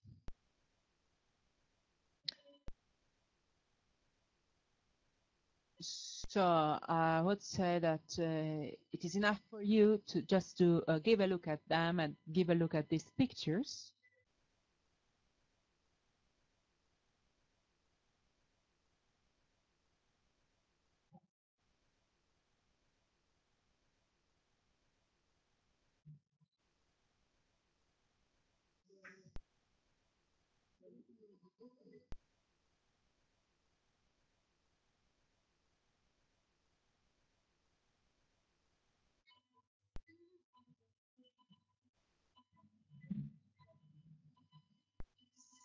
So this is important. Once again, this is a significant part of the development plan of the port. This is the oil, let's say, port. This is something, this is an area of the port that represents a, let's say, a subject of complaints. There are two quays, the Alpha Quay and the Beta Quay. The Beta Quay is just used a little bit, but not so much. And the idea nowadays is just to create just a few, let's say, areas, a few parts where the oil tanker ships can berth, in order to reduce the risk for the city itself of pollution, for instance. Of course, the local inhabitants have, let's say, some difficulties in dealing with these subjects, which is a crucial subject, but which is also linked to, let's say, hazardous aspects.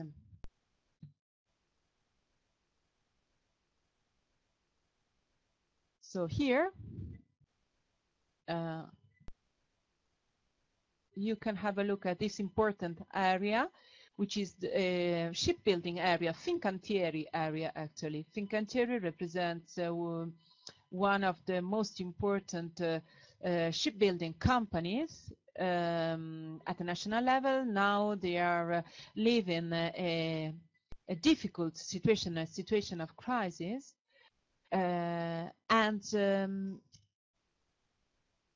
Nowadays, the idea was to move, let's say, the dockyards, which are after the railway line, towards closer to the sea, in order to reduce actually the costs linked to the movement of the ships from let's say the shipyard to the sea itself. So Fincantieri asked for this, let's say, enlargement of its area in order to have the shipbuilding area closer to the sea. This subject has been debated for a long time, and it included also the elimination of petrol, let's say, oil quay, and as consequence, there was also a sort of dismission of the petrochemical quay. So in the end, there was a complete, let's say, change of this part of the port. Nowadays, the situation is changed. Of course, we don't know if whether Fincantieri is going on with its activities here in our city, and we don't know whether there will be this change in this Fincantieri area. And I have to add also that in this part of let's say, of the actual shipbuilding location, the idea was to create a new district with new building for people. So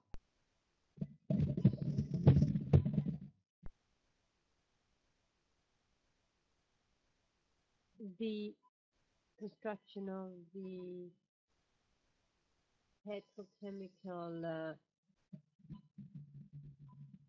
facility is also being debated at the moment, because the idea of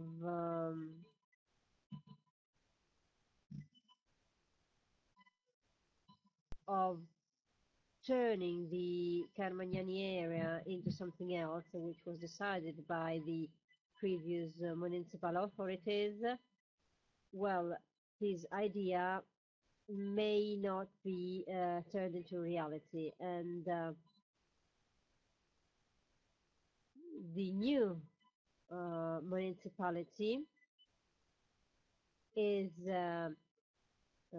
confirming the possibility of increasing the safety of these petrochemical facilities, so to improve the conditions of the area.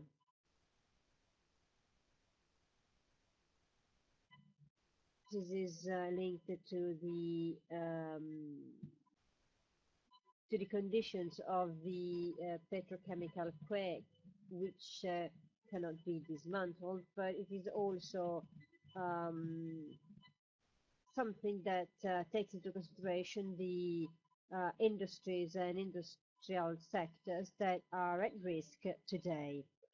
So, I mean that these choices and many more choices that are taken at the port level, this uh, has an effect on the town because if the Fincantieri shipyard is, uh, let's say, moved closer to the sea, an entire new neighborhood can then be built in that urban area. And the same goes for the changes to the petrochemical area, uh, because these quays can be used for different purposes. So the separate planning of port areas and town areas must be set aside because these two um,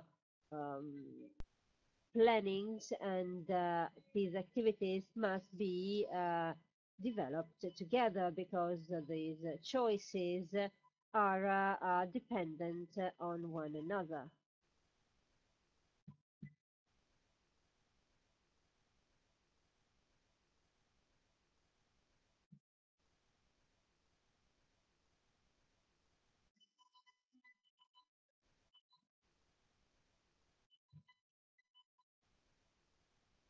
This is the Ponte Parodi area.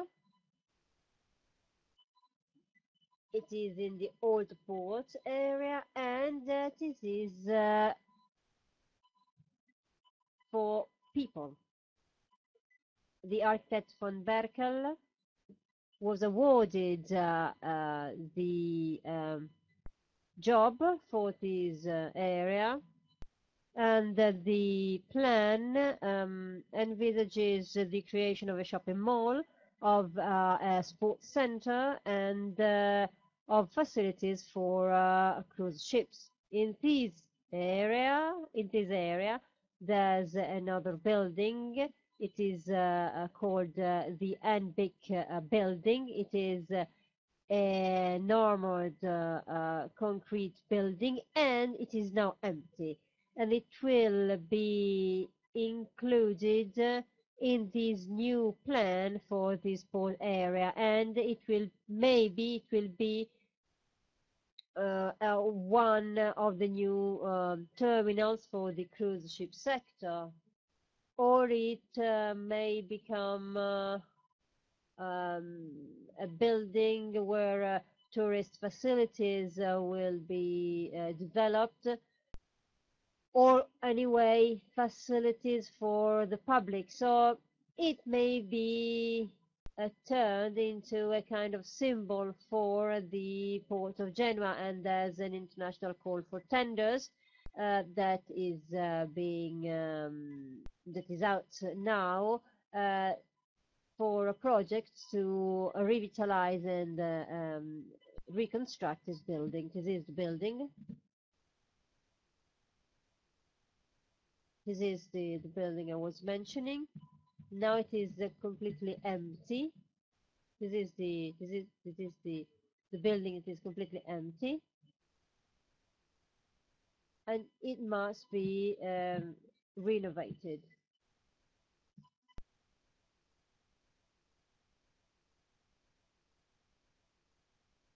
This building, once renovated, must be a passive building and must generate energy for this surrounding area. So when the project starts and a building undergoes renovation, it must be turned into a completely passive building.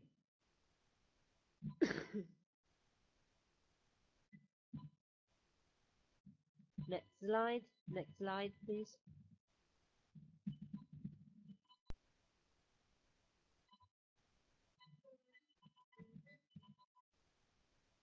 This is again a part of the coastal area. This is Genoa Strait Fair, a project aiming at renovating the area before the trade fair was approved in the past, and now the trade fair is experiencing difficult crisis, so it must be again changed and completely renovated. This area is close to the repairing area for ships and yachts. Next slide, and next slide again.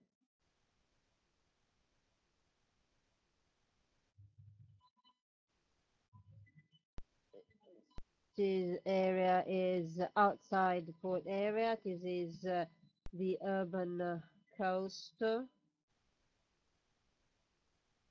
and it is very interesting from an environmental point of view as well. So one of the choices that we made was preventing the extension of the land area. This is the environmental report, and this report has been developed hand in hand with the strategic evaluation. This report was based on what has been decided and agreed upon with the Riguglia region, and the assessment of environmental components has been based on a number of indicators, starting with European indicators, and then among these a number of indicators have been selected, and then we managed to carry out the calculations and assessment of environmental components as far as the town and the production areas are concerned. So in the red there's the procedure related to the development of the plan. The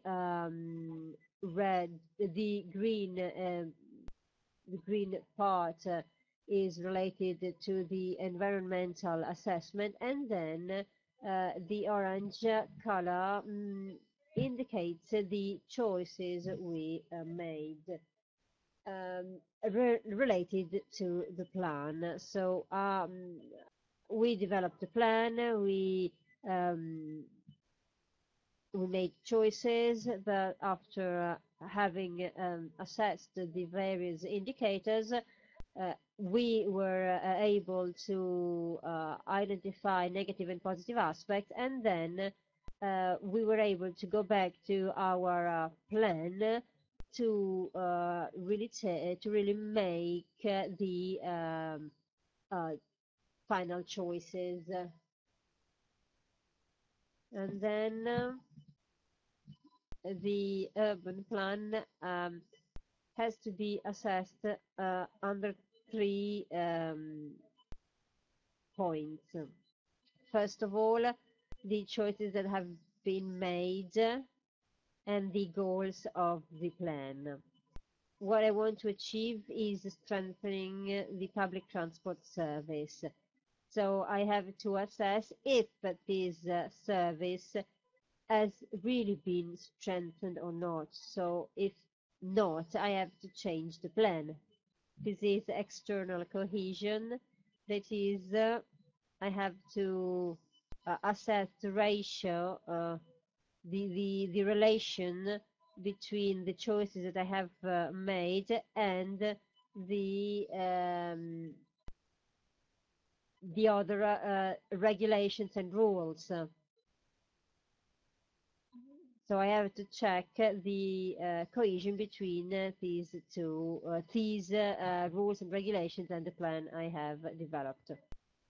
And then there's the locational coherence. So a coherence with that geo-referred, let's say, map, presenting all the crucial aspects or the critical aspects. And so there is this comparison with all the opportunities and weaknesses. So on the basis of this comparison, it is possible to correct some, let's say, decisions, some choices. So as I said before, acting on a district, we found out that the project we had couldn't be realized as we wanted to because of the fact that the situation was different.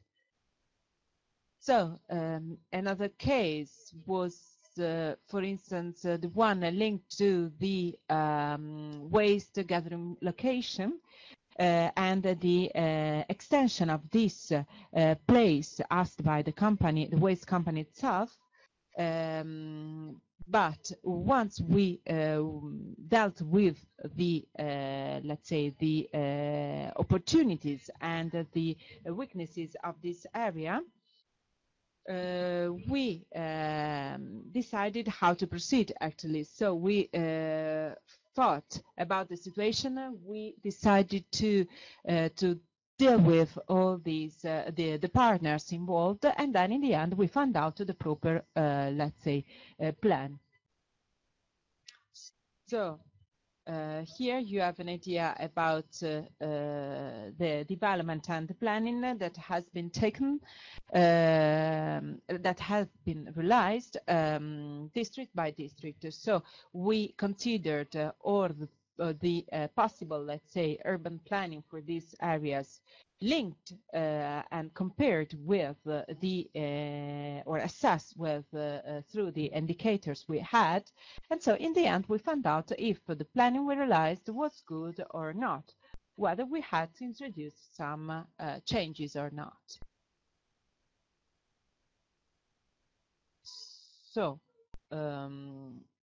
each environmental let's say element was let's say related to a specific indicator that allowed to realize a sort of assessment, and so we had the possibility to evaluate our planning district by district. So we were able to find out if our choices were positive, let's say, if our choices could be translated into action. Finally, the environmental report deals also with the alternative scenarios, so the idea of considering different scenarios for a specific area. I spoke about the motorway case earlier, and so there was a sort of public debate dealing with this problem. There was a sort of proposal by the ministry in terms of path, in terms of track that has to be followed by this motorway. And then there was let's say a debate, a public debate, and there were some alternatives that were proposed. And on the basis of this public debate, the best alternative was selected and assessed by the different partners involved in this debate. So the alternative, the chosen alternative, was developed as a definitive, let's say, plan by the motorway company. And nowadays, this alternative is again a topic of debate for some partners, for different stakeholders, and for the municipality itself, even if it is considered in a positive way at a regional level. So the problem is of the presence of these different alternatives starting from the worst one, let's say, considering the non-realization of the motorway to the realization of the motorway at the best way. So there are different possibilities, different scenarios. So all these alternative scenarios have been evaluated, as I said, and for each scenario, positive aspects and negative aspects have been taken into consideration. So, of course, by using these tools, it is possible to find out let's say, the best solutions, but these are not the final solution because of the fact that in the end is the political, let's say, authority that has to take a decision. So the idea is just to offer the best proposals and then to let the politician find out the best solution. So the idea was, once again, to find out coherent, let's say, proposal and solutions, starting from the higher level, the European level, to the local level, and based on an objective knowledge of the territory, in order to let then the political party decide how to intervene.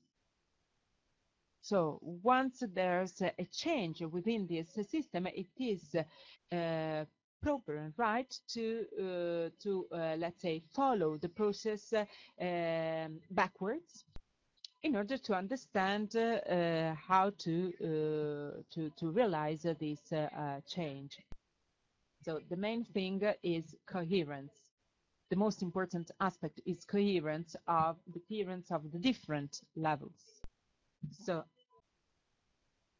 I think that this is an important aspect within the with respect to the sustainable development, because I can make decisions, I can make some choices, as also the other speaker said this morning, while talking about nitrogen and the choice of nitrogen as fuel for car.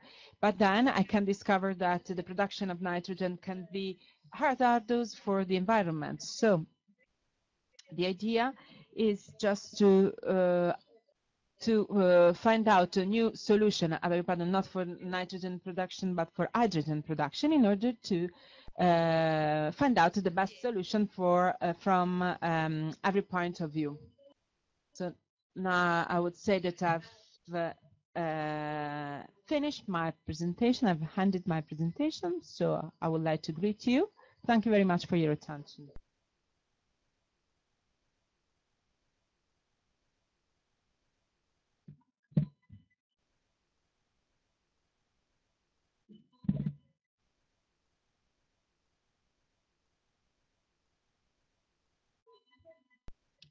So now, if you have any question, please let me know.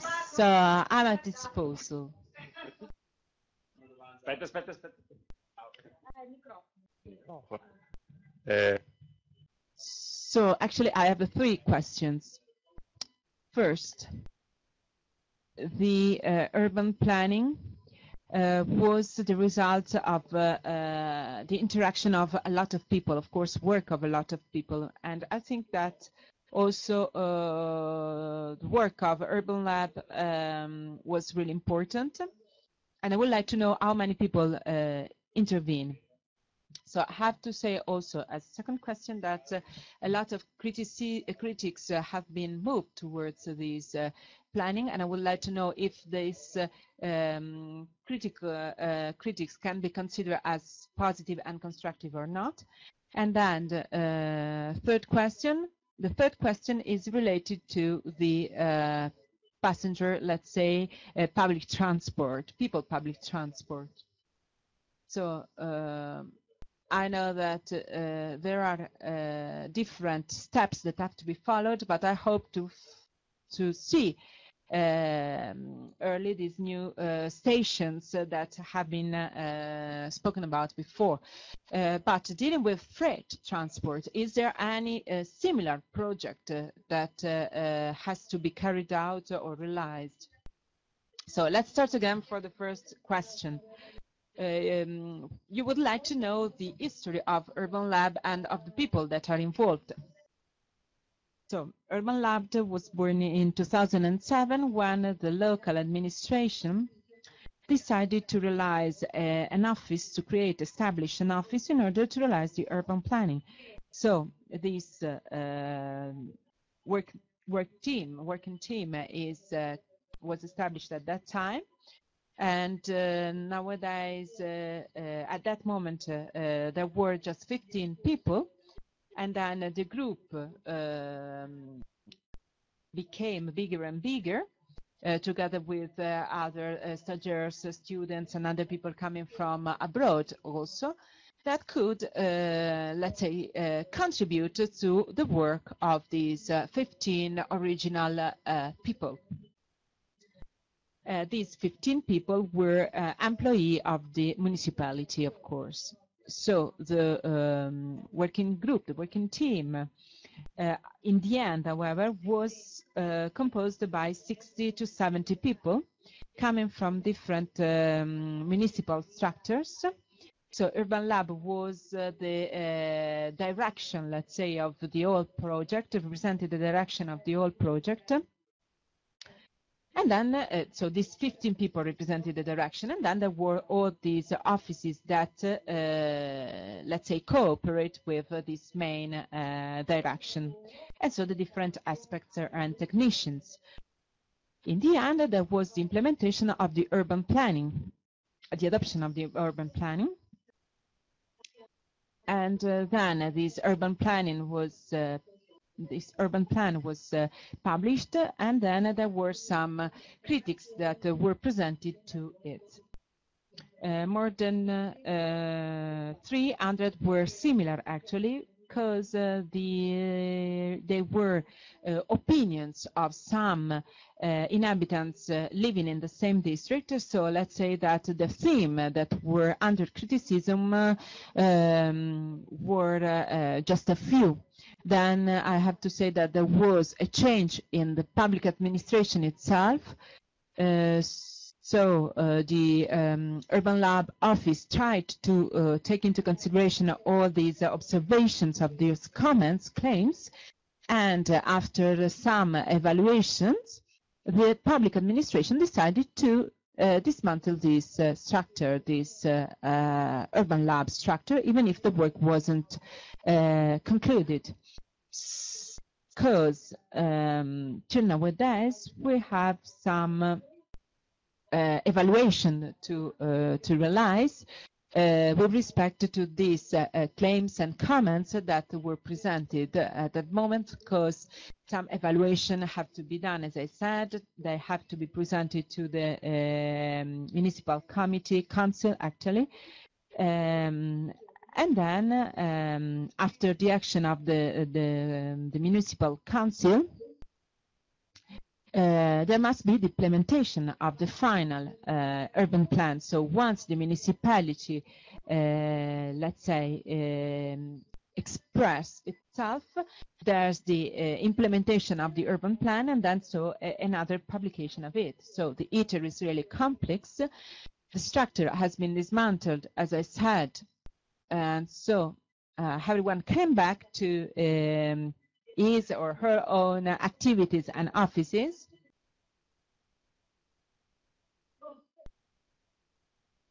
And so, of course, everyone came back to the past, the previous duties, let's say, in a certain sense, and the previous offices. And so nowadays, the, let's say, urban planning offices have this duty to take care of these complaints and comments and to go into detail, let's say. But there's no, let's say, dedicated structure for this. So there's no urban lab anymore.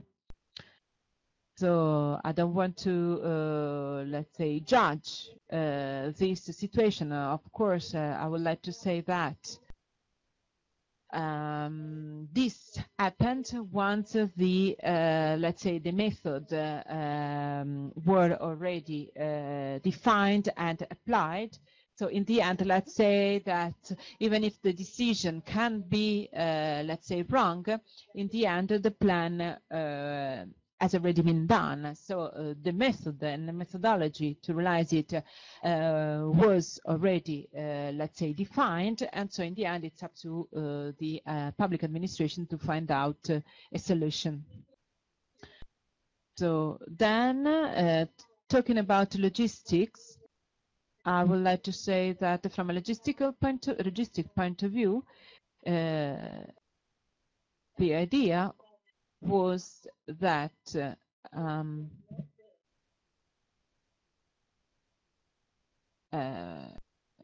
as I said, the idea was that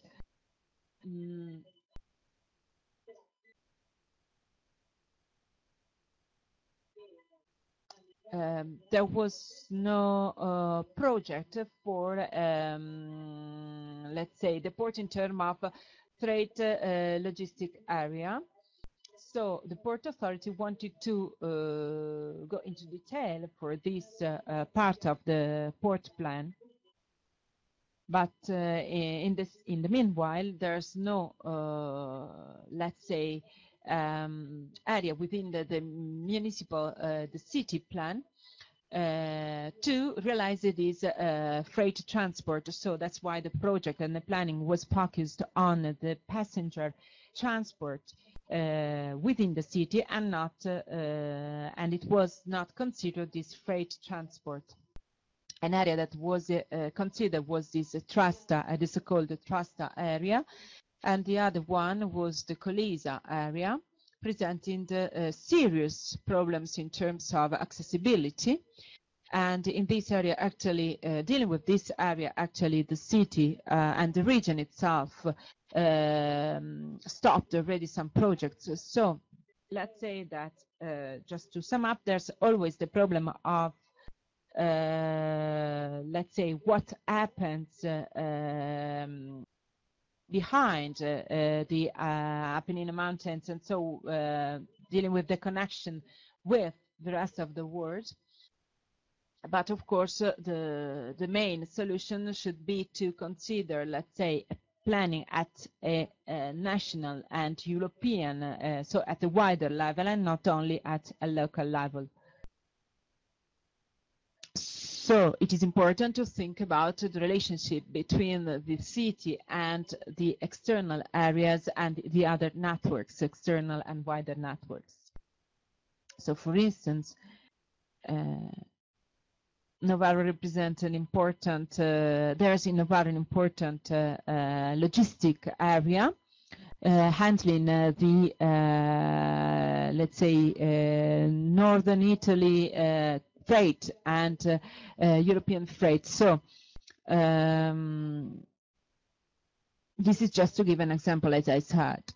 So within the city itself, there's no chance to find out areas to solve, let's say, these logistic troubles. So to deal with logistic troubles and logistic matters linked to freight transport. And I'm talking about the areas of the two main areas, which are Voltri area and San Pier d'Arena area.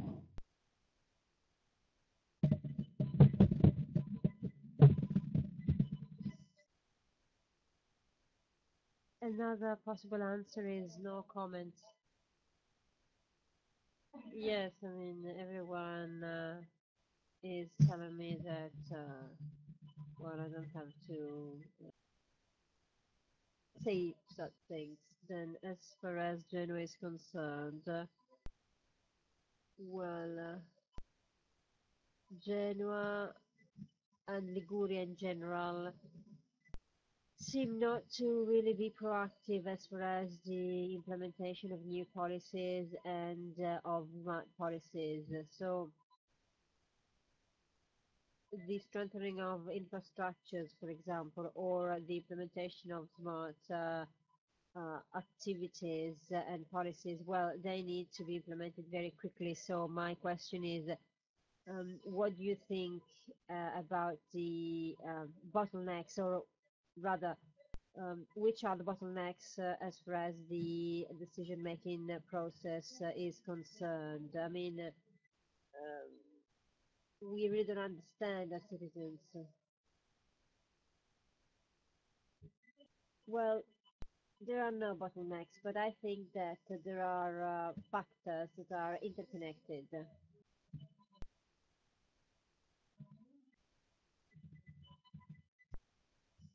Well, first of all, it's our way of thinking. I mean, Genoa's way of thinking. That is, um, we really do not like change. This is a Genoa's way of thinking. But my opinion, well, that's why maybe things cannot be changed. But then in general, there are lobbies, political, economic lobbies, and it is a serious problem for the town because the town is not open onto the external world, is not open to innovation, is not open to external companies because there are difficulties for these actors to enter into the Genoa reality. When I worked on this plan, many people were interested, told me they were interested to be here and work here. But there are many problems because, well, there are difficulties linked to the geographical condition of the town because space is scarce. And then there are other difficulties and obstacles due to the political world and the entrepreneurial world of the town because they are not really, let's say, open to the external world. That's it. That's what I mean. And then we did a lot of work as far as the urban planning is concerned, but we did very little as far as the marketing aspects of the town are concerned. Urban marketing does not exist in Genoa. I mean, marketing is seen as something that, I mean, a kind of optional element, but it is not the way it should be. Uh, there are many IT tools now that can give us and collect information on whatever we'd like to analyze. So we can use this information that are collected and study the areas that can be put on the market to be used. These areas and the information relating to them, then well, they can be used to attract people. And then something else is that Genoa is an old town. I mean, young people are scarce, are well, my two sons, well, one of them is here, is studying here, and the other one has left. So this is another important aspect because if a town is characterized by old people, the choices that are made are different. They are important choices, but they are not enough to really, well, change things or attract maybe other people.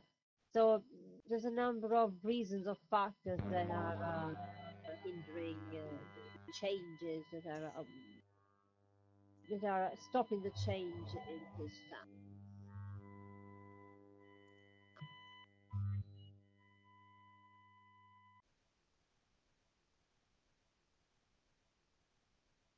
Hello?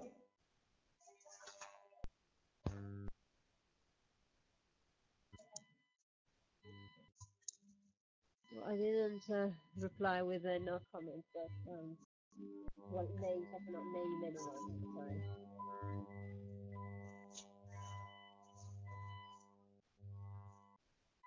Hello, can you hear me from there?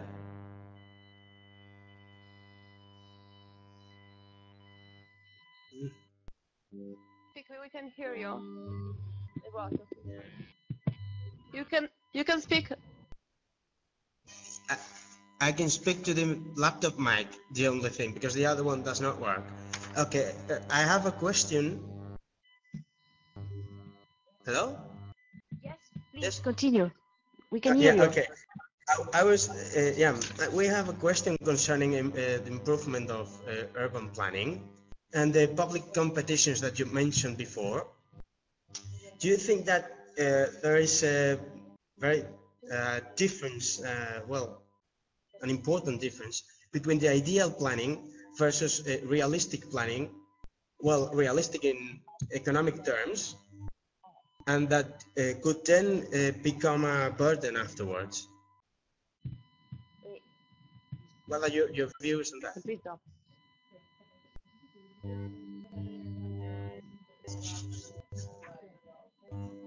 Sì, ho capito. Can I please ask you, do you hear the translation? Uh, yeah, we do hear the translation, but sometimes we have some cuts, but that's all. Ah, okay.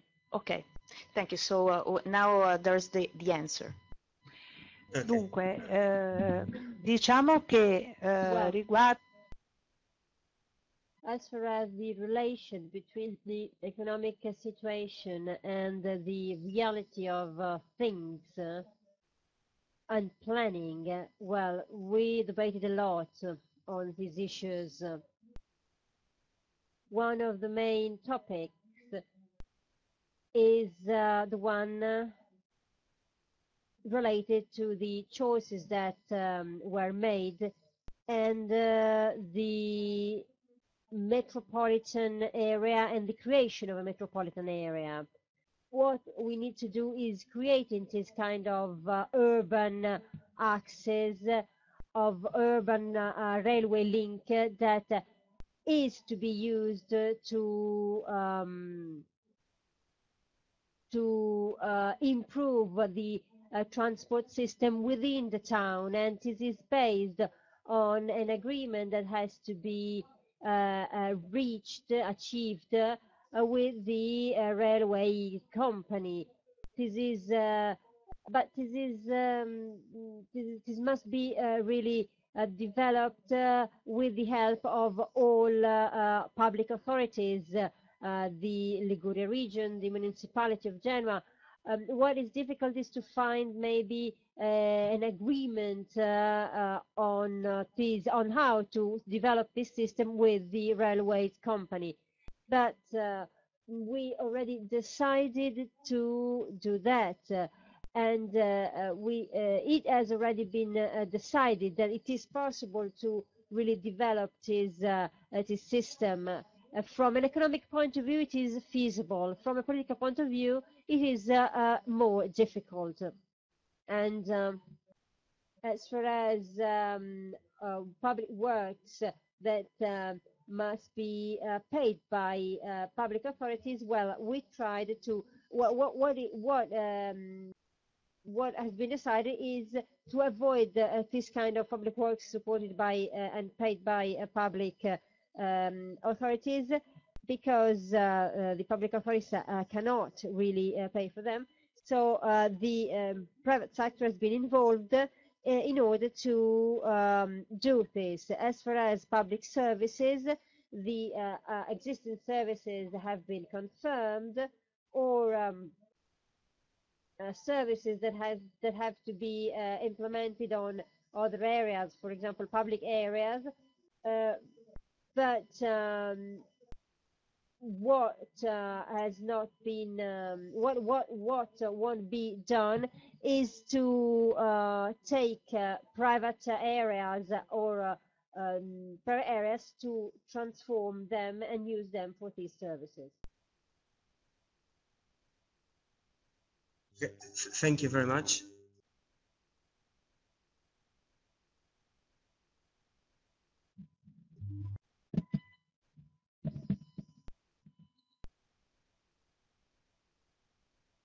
Anna. Anna, I want to thank Anna because your speech was a comprehensive speech dealing with the uh, entire conditions and situation of the town and the port, and for the work you have been doing in the last few years, because you have been really working a lot on these topics. And now I'd like also to thank the interpreters, thank for your work, and thank you, Anna, again. Thank you very much.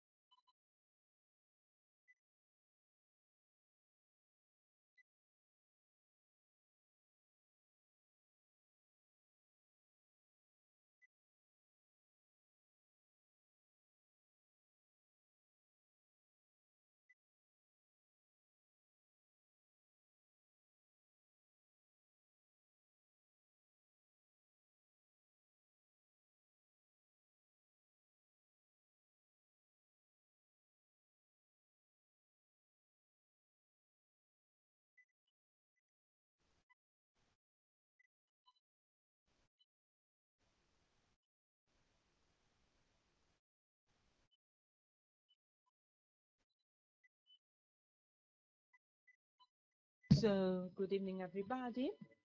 I'm Marco Castagna from Movita, and I represent this entity that work together with Port Authority in order to realize the so-called Green Port initiatives and actions. The, let's say, environmental energy plan of the Port of Genoa, just to relate to what has been already said today, is an important part of this project. And I would say that this was also born before the Smart Cities project, because the Port Authority wanted to find out a solution in order to, let's say, better connect the port to the city.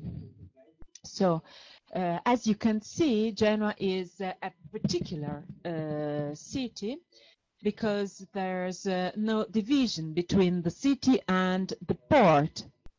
So it is obvious that you have to think about a smart city while thinking about, let's say, the main infrastructure of the city, which is the port itself. So sometimes we don't think about the dimension of the port, 700 hectares as land, plus the 5 hectares of water, 22 kilometers as coast, 15 kilometers in terms of extension, and let's say a depth that can vary from 8 to 15 meters. So, as you can perfectly see, the intervention on this infrastructure means a strong intervention on the city itself. So, here again, you can have an idea about the integration between the port of Genoa and the city itself. And we will see which are the opportunities deriving from this, also in terms of energy plan.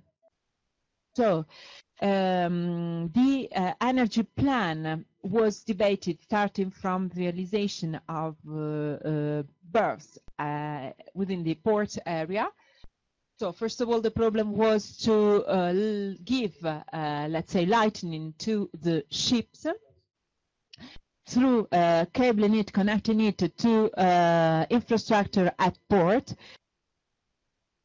And we're talking about a lot of kilowatt hour per year, 50 million kilowatt hour per year. So while thinking about the Port of Genoa, you have to think about where, let's say, the ship berth, and the fact that in the end, the port represents a very important area of the city itself, and there's a strong energy consumption. The terminal VTA consumption is about 19 million kilowatt-hour, for instance, and for instance, again, the terminal Messina consumption is about 5 million kilowatt per hour. And also, again, you have to sum up all these aspects, all this consumption, to find out the total we said before. And you have also to consider the emission, of course, in terms of CO2, and we have something like 25,000 tons. Without considering all the particulates and other pollutants that are emitted within let's say, these emissions.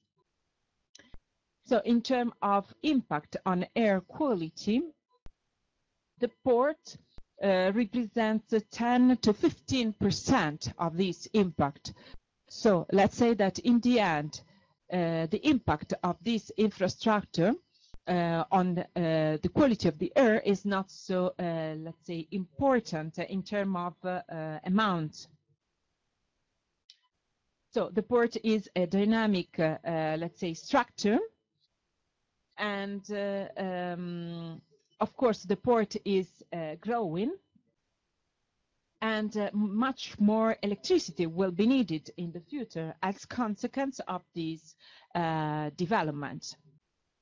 So, in order to work and in order to produce richness and to develop the economy, the port needs energy, of course. So at that time, once we realized this, we wanted to realize this environmental energy plan of the port of Genoa. So a tool that could be used in order to manage to let's say, improve the port and use of renewable energy resources within the port, and to let's say to boost the energy efficiency and effectiveness. So we started from the idea that the port represents a wide part of the territory, and we decided to find out how much in terms of energy can be produced within the port area. So let's think that this area is a sunny area, a windy area. So we decided to find out a solution in terms of renewable energy.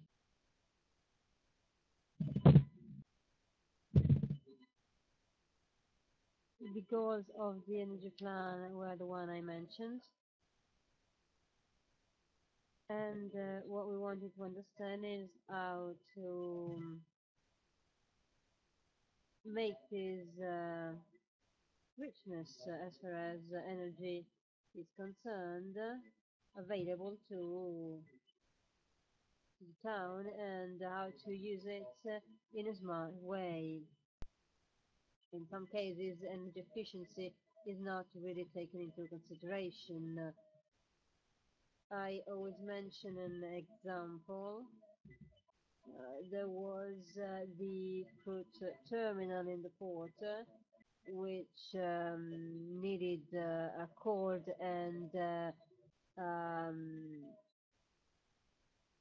emitted heat, and very close to the terminal, they needed heat and emitted cold, and they never really collaborated to exchange, let's say, the two different emissions, the cold and hot emissions. So the port energy plan had two reference stakeholders. The first one was the Port Authority, which wanted to use and have the tools to regulate the activities in the area, because the Port Authority at first didn't have these tools, whereas private actors of the port were allowed to exploit good investment opportunities, thanks to which they managed to have a return of their investment.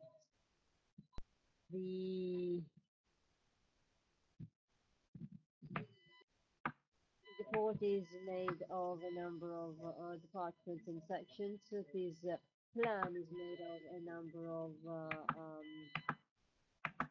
documents and elements that relate to the different infrastructures of the port.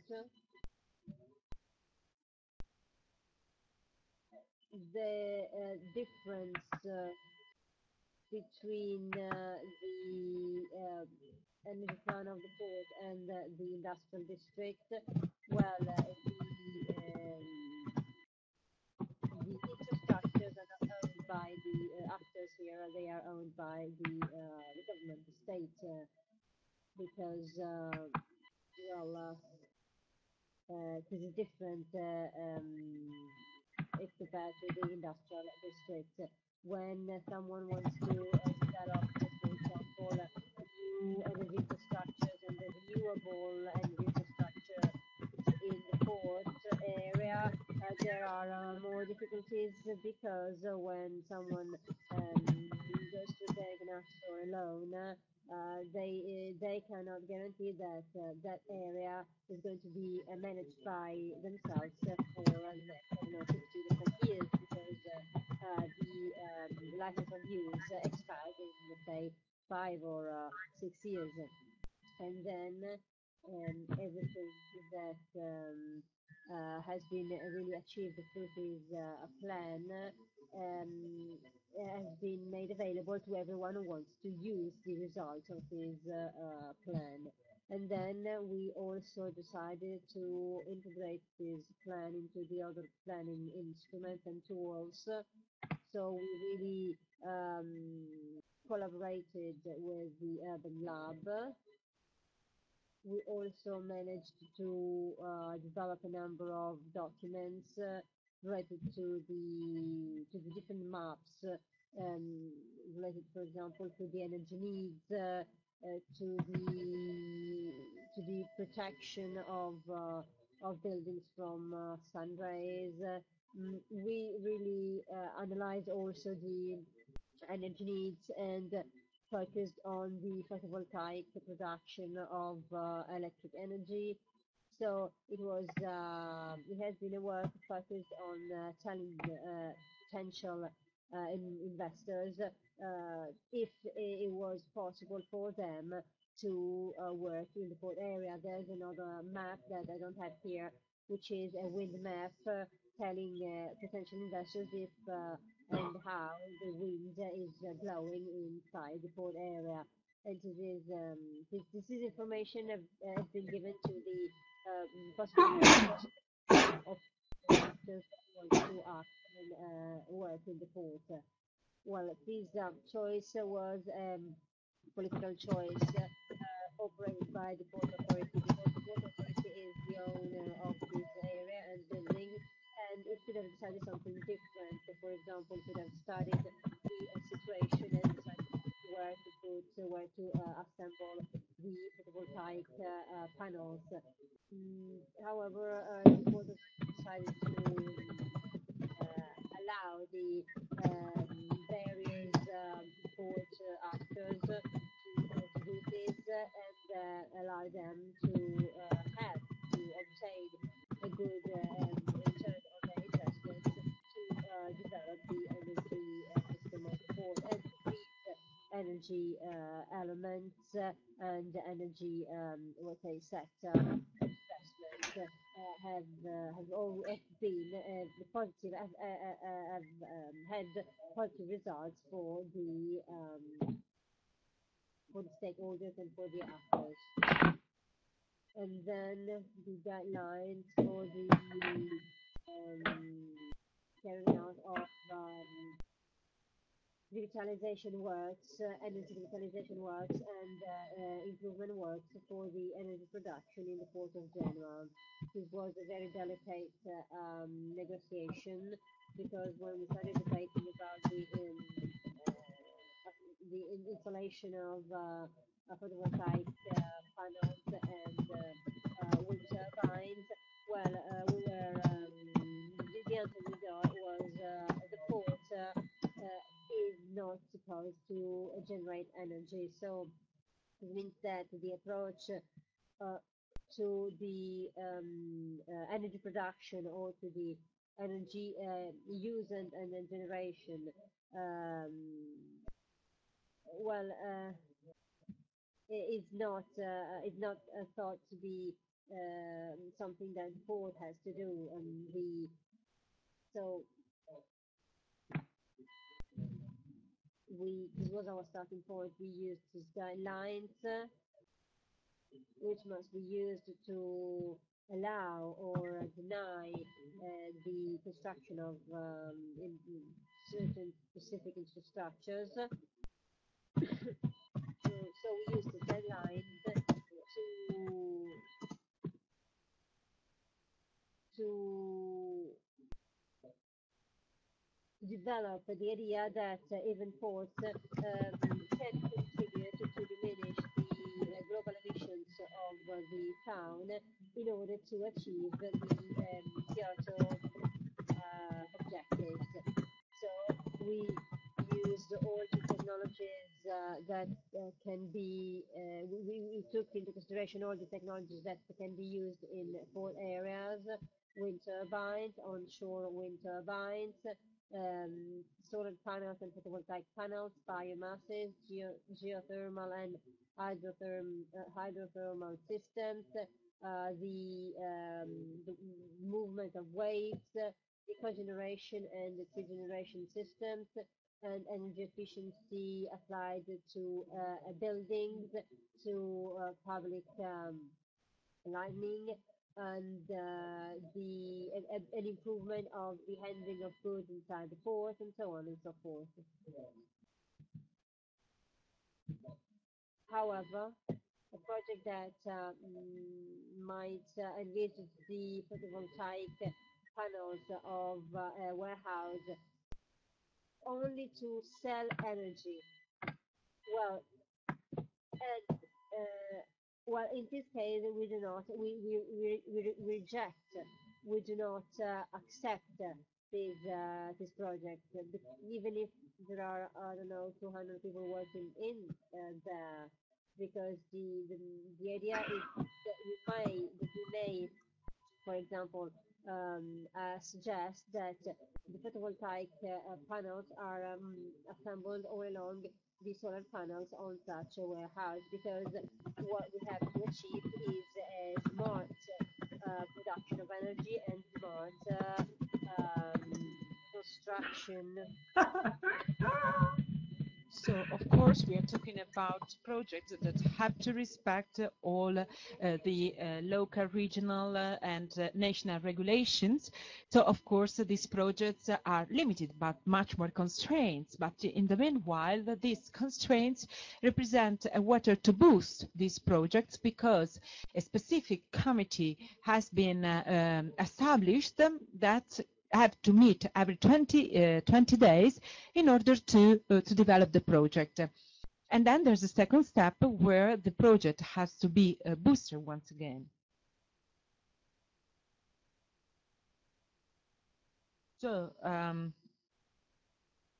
the first slides, the first, let's say, results of our studies were the following. So the sum of all the photovoltaic, let's say, systems, the wind system, the solar system, and the electrification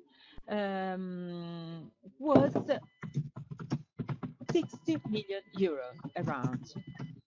So this 60 million euro can be used in the territory through projects that cover the cost by themselves, because they are based on renewable energies that are both used at a local level and sold. So in terms of CO2 emission reduction, the estimate is about 20,000 tons per year. A number of other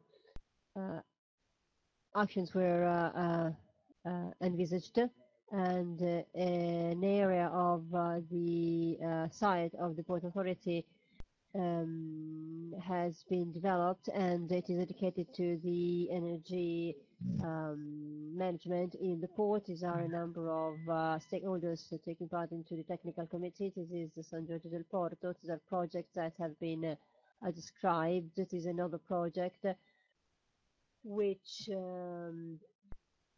is being presented, and this building can be seen from the Sopraelevata, and everyone, I think, has thought more than once that giant roof can be covered with solar panels and photovoltaic panels, and that energy can be used, for example, to recharge batteries of electric cars.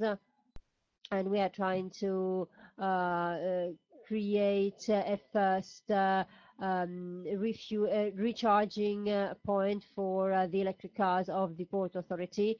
So what we think that can be, well, we can start by using, for example, electric cars inside the port area, and they run inside the port area, and they travel 60 or 80 kilometers a day inside the port area. So the idea that we want to really turn into reality is is the creation of these recharging points for batteries, and all companies that are producing electric cars, Renault, Mitsubishi, Peugeot, they came to us and asked us to try and create and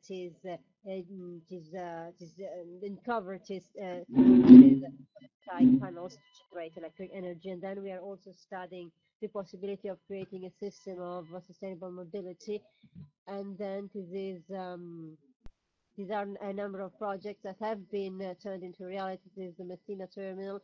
As you can see, 842 panels, photovoltaic panels, have been installed onto the roof of this warehouse, and they were built by the Fudagna Solis, which is a local company.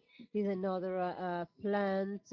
This is another project. This is a project described by Enel for the construction of a wind farm on the dam. And the area was not, the dam area was not included in the permit. However, this was then later included because the Enel company developed a project that envisages the construction of 39 wind turbines, not very tall wind turbines, because planes do land in this area because the airport is not far away.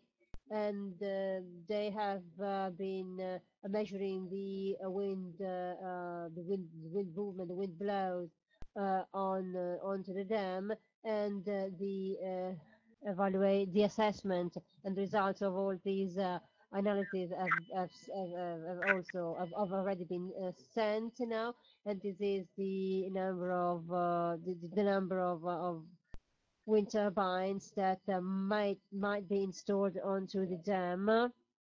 The port now is one of the 4 axes of development of the project Genoa Smart City.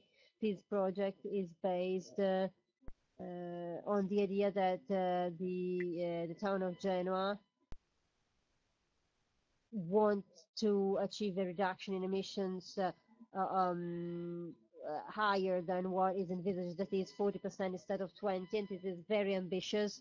That's why the association Genova Smart City was created. There are more or less 60 companies, local companies and local associations, and they decided to work on the distribution of energy, the networks for distribution of energy, the sustainable mobility, buildings, and the use of efficient energy sources and an efficient energy management in the port area. So the port area is an important part of the Smart City Association and project. And if you think about the image of the city that I showed before, so this integration between the city and the port, you can think at the port as this energy source for the municipality itself. So we are doing a feasibility study in order to use the water within the port, and so a sort of hydrothermal system in order to produce a sort of telewarming of some buildings that are over there. So that they are close to the port, so in order to create a special area where the water of the port that has a constant temperature can be used as energy source for the city. And we are talking about this project that can be realized, actually. We are thinking about this feasibility study dealing with this project. And on the basis of this feasibility study, we can say that the inhabitants of the buildings close to the port could have a saving in terms of expenses, energy expenses, thanks to the use of this water of the port to, let's say, warm these areas. As Movita, we can manage the Genoa Port Center, which is an educational center, and in this place we let's say tell a story about the situation of the port nowadays and of the port of the future. There are a lot of students coming to visit this center during the year, not only from Genoa but also from other cities, and they have the chance to discover this port reality, and this is also an occasion for the students to discover new jobs, new job opportunities, and new activities that can be realized. We were awarded as Genoa Port Center of the Expo Award, thanks to the fact that that is an award that is given to the port able to communicate with the youth, and actually we are considered as a best practice in this sector. So the importance of transfer the role, the importance of the port to the youth.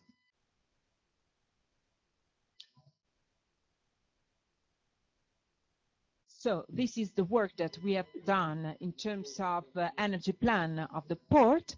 Of course, there are other integrations, further integrations within the framework of the development plan, port development plan. And now there's, as we said, a sort of consultation among all the stakeholders. The development plan, of course, includes also the energy plan of the port, and in the next month we are going to develop an energy plan of the port within the global general plan, development plan of the port.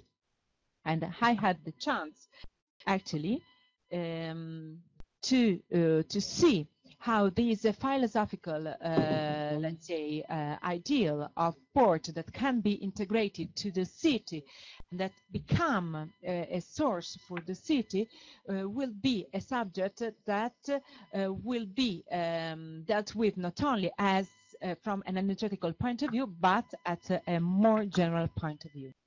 I hope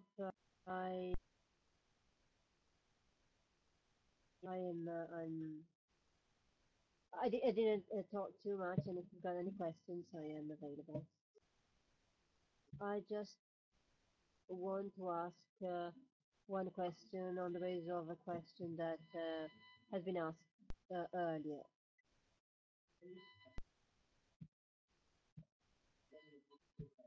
The port energy plan is an important project, and we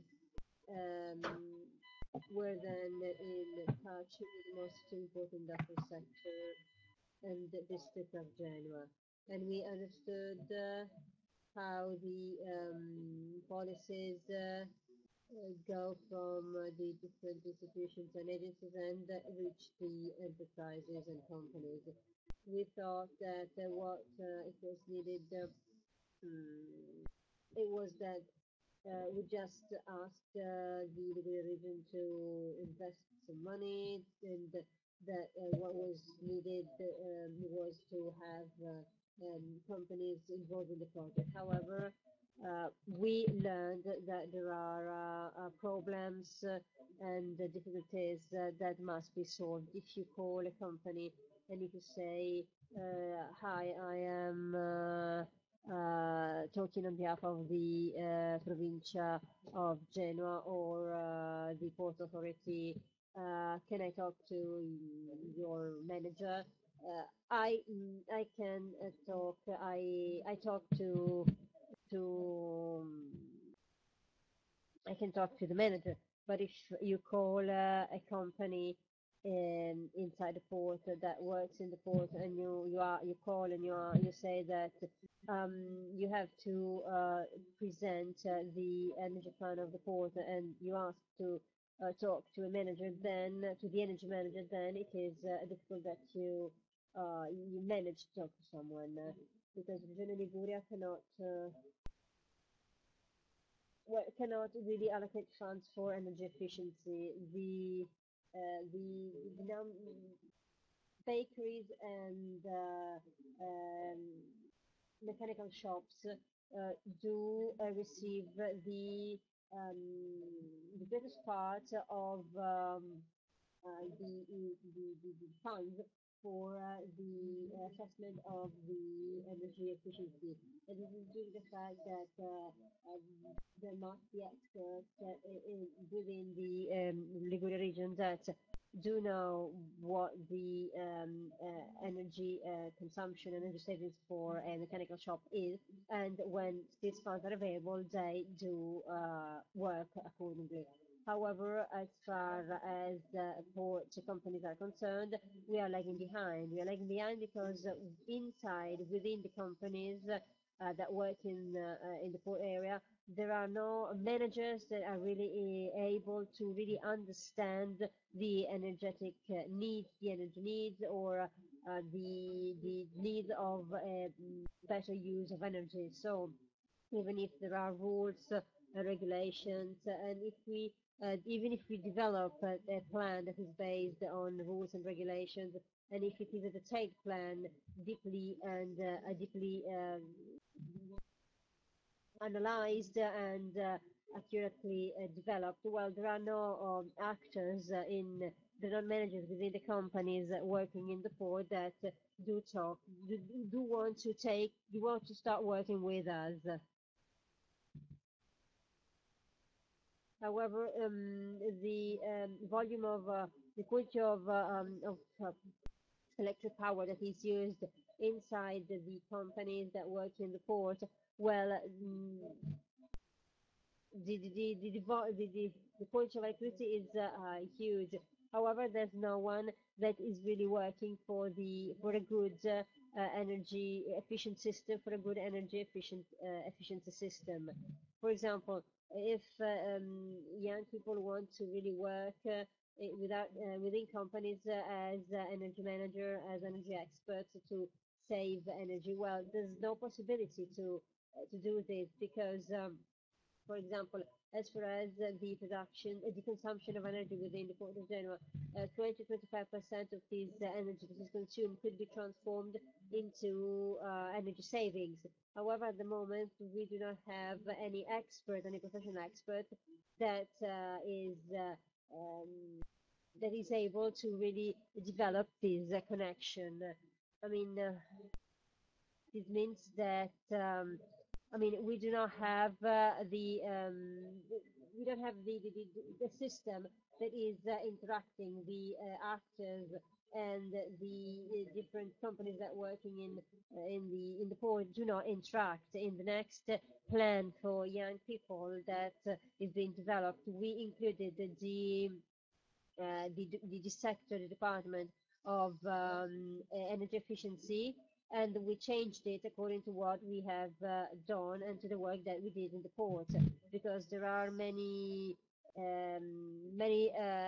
areas and many companies that and areas and industrial areas and companies that have this problem, that is the problem of energy efficiency, because there are many, for example, actors that work in the different ports of the Liguria region, or small ports or marinas such as Arenzano's marina. Well, there are companies that do not understand understand how to save energy. So the energy plan of the port gave us the possibility of really approaching the reality in the industrial world. Companies are suffering from the crisis at the moment, so this means that if they can save 20% on the energy bill, well, this is the difference between between profit and loss. However, in spite of this, well, we cannot really start this system because the companies and the actors that work in ports are not ready to do this because this is just not done. That's why the energy plan of the port is just go beyond the industrial, the sheer industrial aspect of what we are doing. We need, yes, to develop a smart city, but we also need to develop smart professionals because we really just planning documents cannot just be enough because we have to really face reality every day, and we have to really try and tackle the problems, each problem every day. So this is what a smart city is. This is what creating a smart city means. There are no, for example, media that can understand what we are saying. There are not companies that are ready to accept and also propose solutions. So that's what we have to do. There's another problem. For example, blocks of flats, you have to increase their energy efficiency. But how many people do know what you mean when you mention energy efficiency? Well, very few people. So what we need to do is to really develop the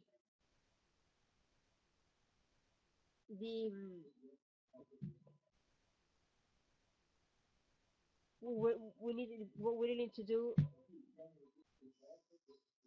So the energy plan of the port is important, is a good and incredible challenge, but we have to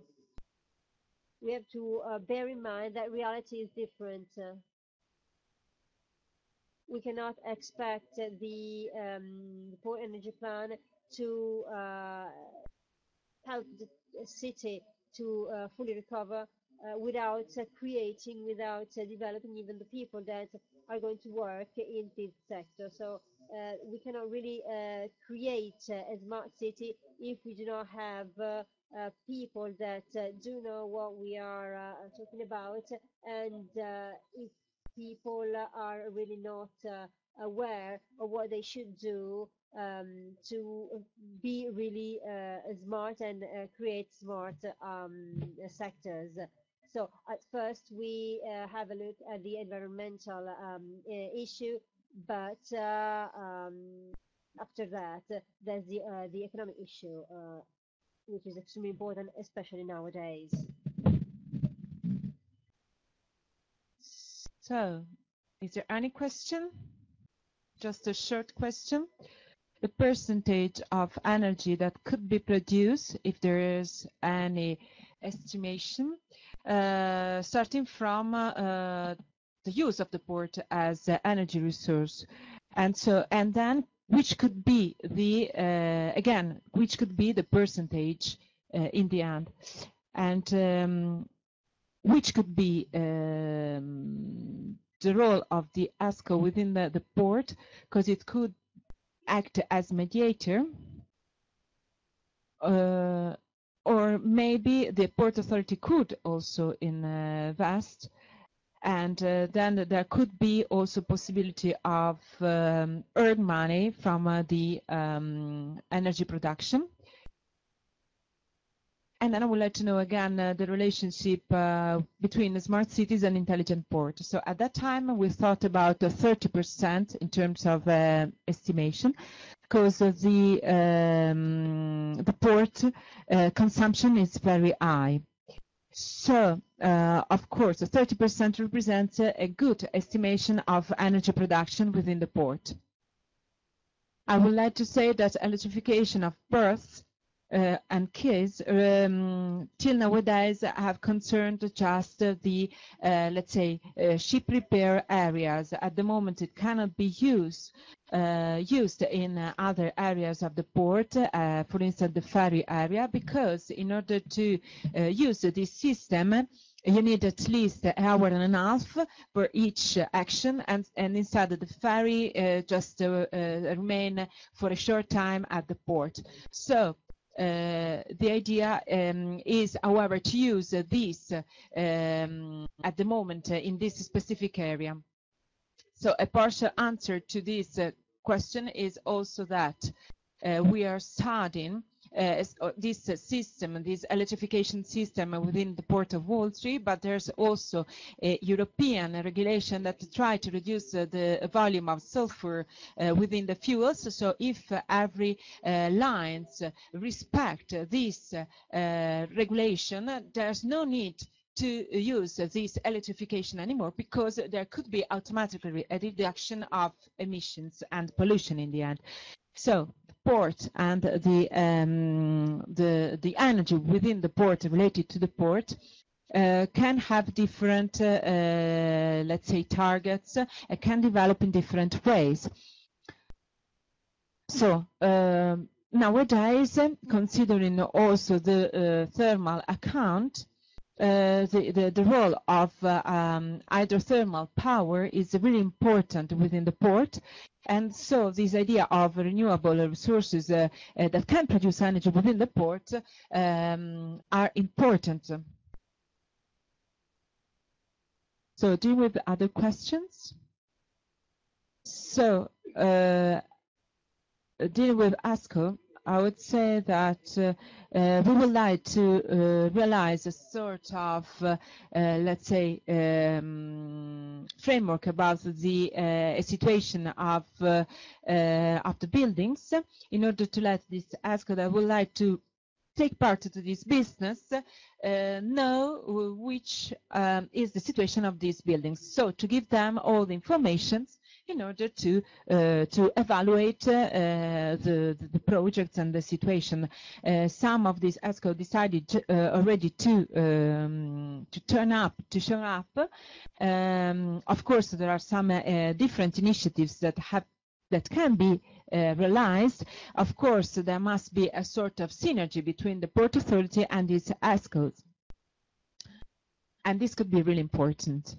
And then, dealing with the third question, details about Genoa Smart City project, I would say that the first series of projects linked to the port were related to the sustainable mobility and sustainable logistics, but not with sustainable energy. And it was particular in the end, because this was unusual, let's say. And we had also a few projects linked to the energy saving within the building close to the port. So dealing with smart cities, we could say that let's say, industries and firms can see the port not in terms of energy production, but in terms of logistics. And the city is considered in terms of mobility and not in terms of energy saving. But later on, I know that the situation changed a little bit. And so, let's say that there was a change, however, towards what we would like to realize. So this possible use of the port as energy source, actually. I have to point out once again that the Smart Cities project targets to realize a 40% reduction in terms of emissions. So you have to introduce also these new, let's say, ideas linked to the port. So one of the, let's say, constraints of the stops to this Smart Cities project was set actually by the industries that weren't able to face the new situation.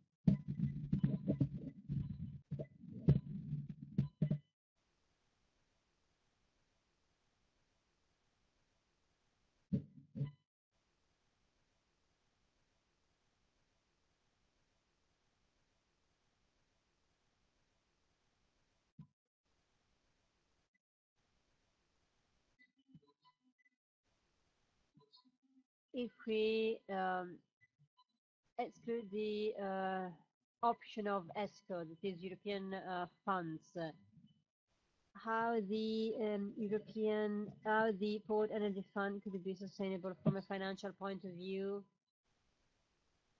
I mean, is the private sector to be involved, or is there the possibility of creating a kind of sustainable, of a kind of sustainable funds that could be developed thanks to maybe taxes or contribution from the cities?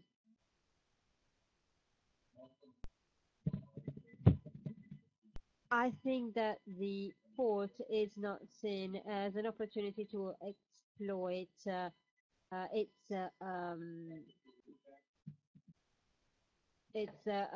possibilities. There are proposals, but they are just initial proposals, and I think that what we should do is increase the efficiency of the port, and we should turn the port into a system that may generate clean energy for the town. But it is complex. It is complex and complicated because we are trying to connect areas that areas and realities that have not worked together in the past, have not cooperated. The port is separated from the town. There's a kind of barrier. It's always been seen as something detached from the town. So when you think of infrastructures needed to handle goods and cargo inside the port, well, if you ask people, many people think that this is just a source of problems. This could be part of the Smart City project, but I'm not sure that this is the right time because, again, in general, people, companies, but even public authorities are not really aware of the opportunities and of the good effects that the port may have on the town. I think that we need to do a lot of work here because there are many difficulties when we try to point out the importance of energy efficiency and energy savings. We are trying to make people and companies understand the importance of energy savings and energy efficiency. Let's think of lighting, for example. Lighting is used in towns and is used in ports. Inside the port area, lighting must not be switched off. It must be on all the time. Whereas in urban environments, the intensity of light can be maybe diminished.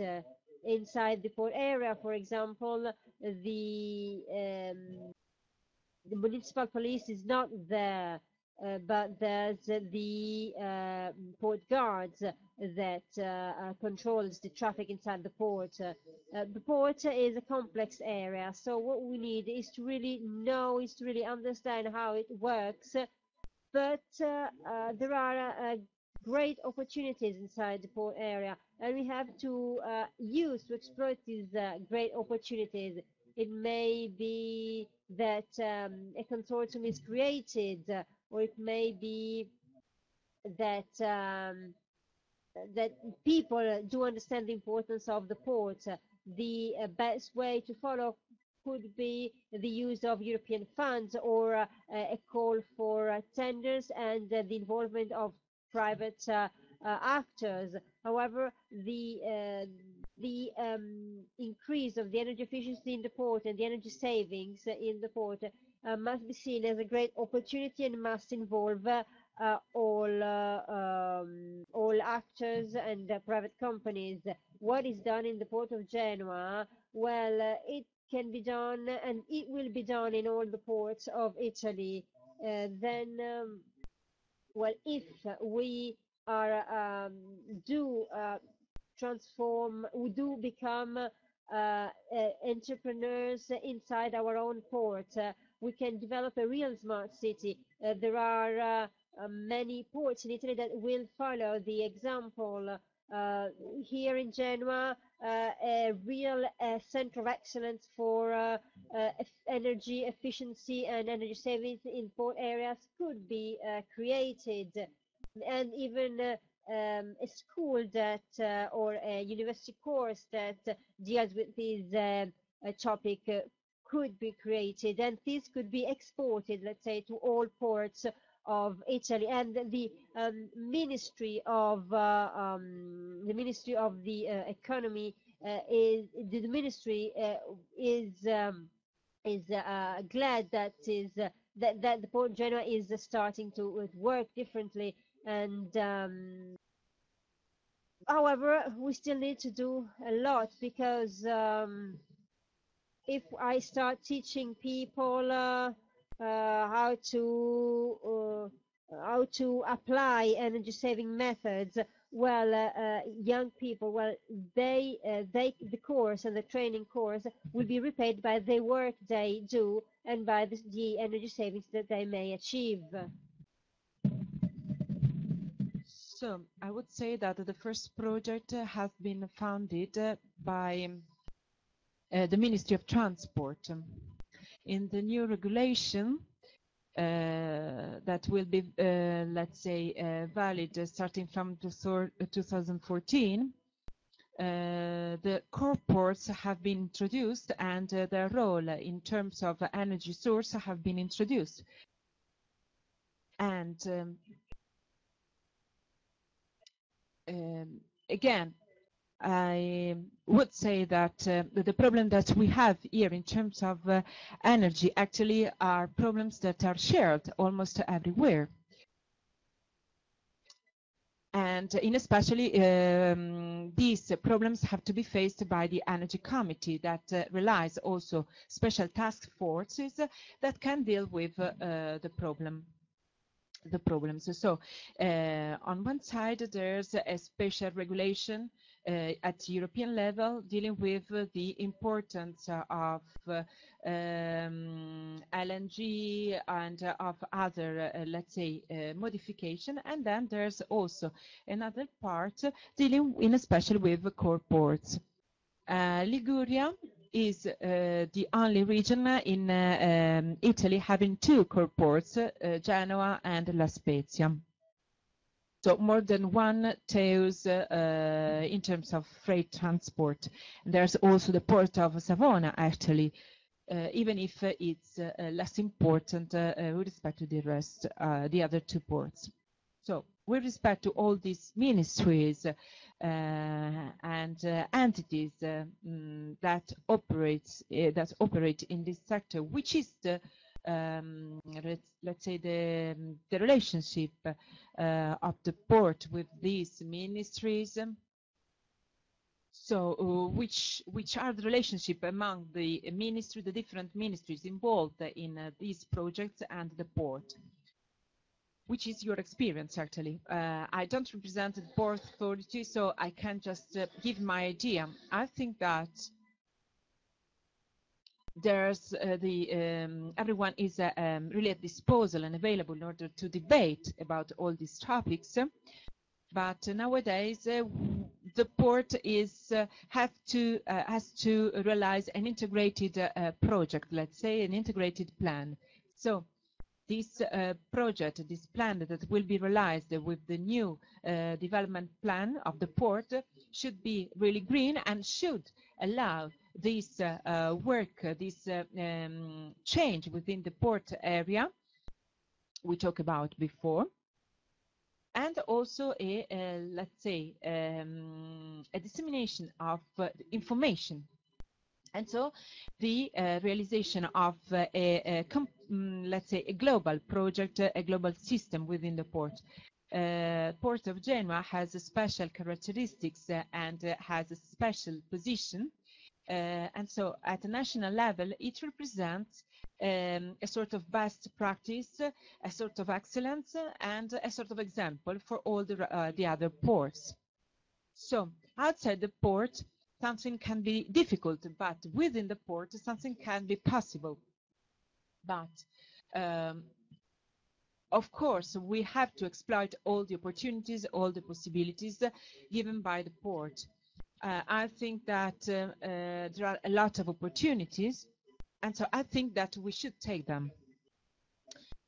Before the energy plan of the port, there was no energy plan within the port or within the there was no part related to energy within the development plan of the port.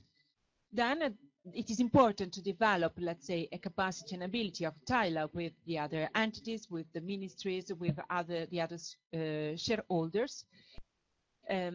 And we have to go on with our initiatives also because of the role that they can have in order to change the governance. So the idea is just to realize a structured plan involving the governance also. And of course, it is important to realize a dialogue among all the partners, because everyone has to be at the disposal, everyone has to be ready to dialogue with the counterparts. So do you think that the companies within the port are ready to, let's say, train people and to let some employees go to train people within the framework of special courses or similar? I know that the province of Genoa closed last week a call for tender related to, it was just for 40 hours course, and a lot of training entities presented some projects to train, let's say, port companies and port, let's say, port involved people in order to have good interlocutors at each level. And this is just to train people in order to train people within the port to deal with the other, let's say, partners and counterparts. And also within the youth plan, the region wants to introduce courses. So I think that companies are at disposal, and I think that they are interested in being involved in such projects because energy saving is an important topic also for them. And the Port Authority can also, however, oblige the company within the port to intervene. So the Port Authority has a sort of strong power that can ask to the companies within the port area to intervene in terms of energy saving, in terms of energy effectiveness, in terms of renewable resources use, and also in terms of possible programs that can be introduced in terms of energy saving again. So I think that the companies will be the first, let's say, entities interested in doing this. Is there any other question? Thank you very much.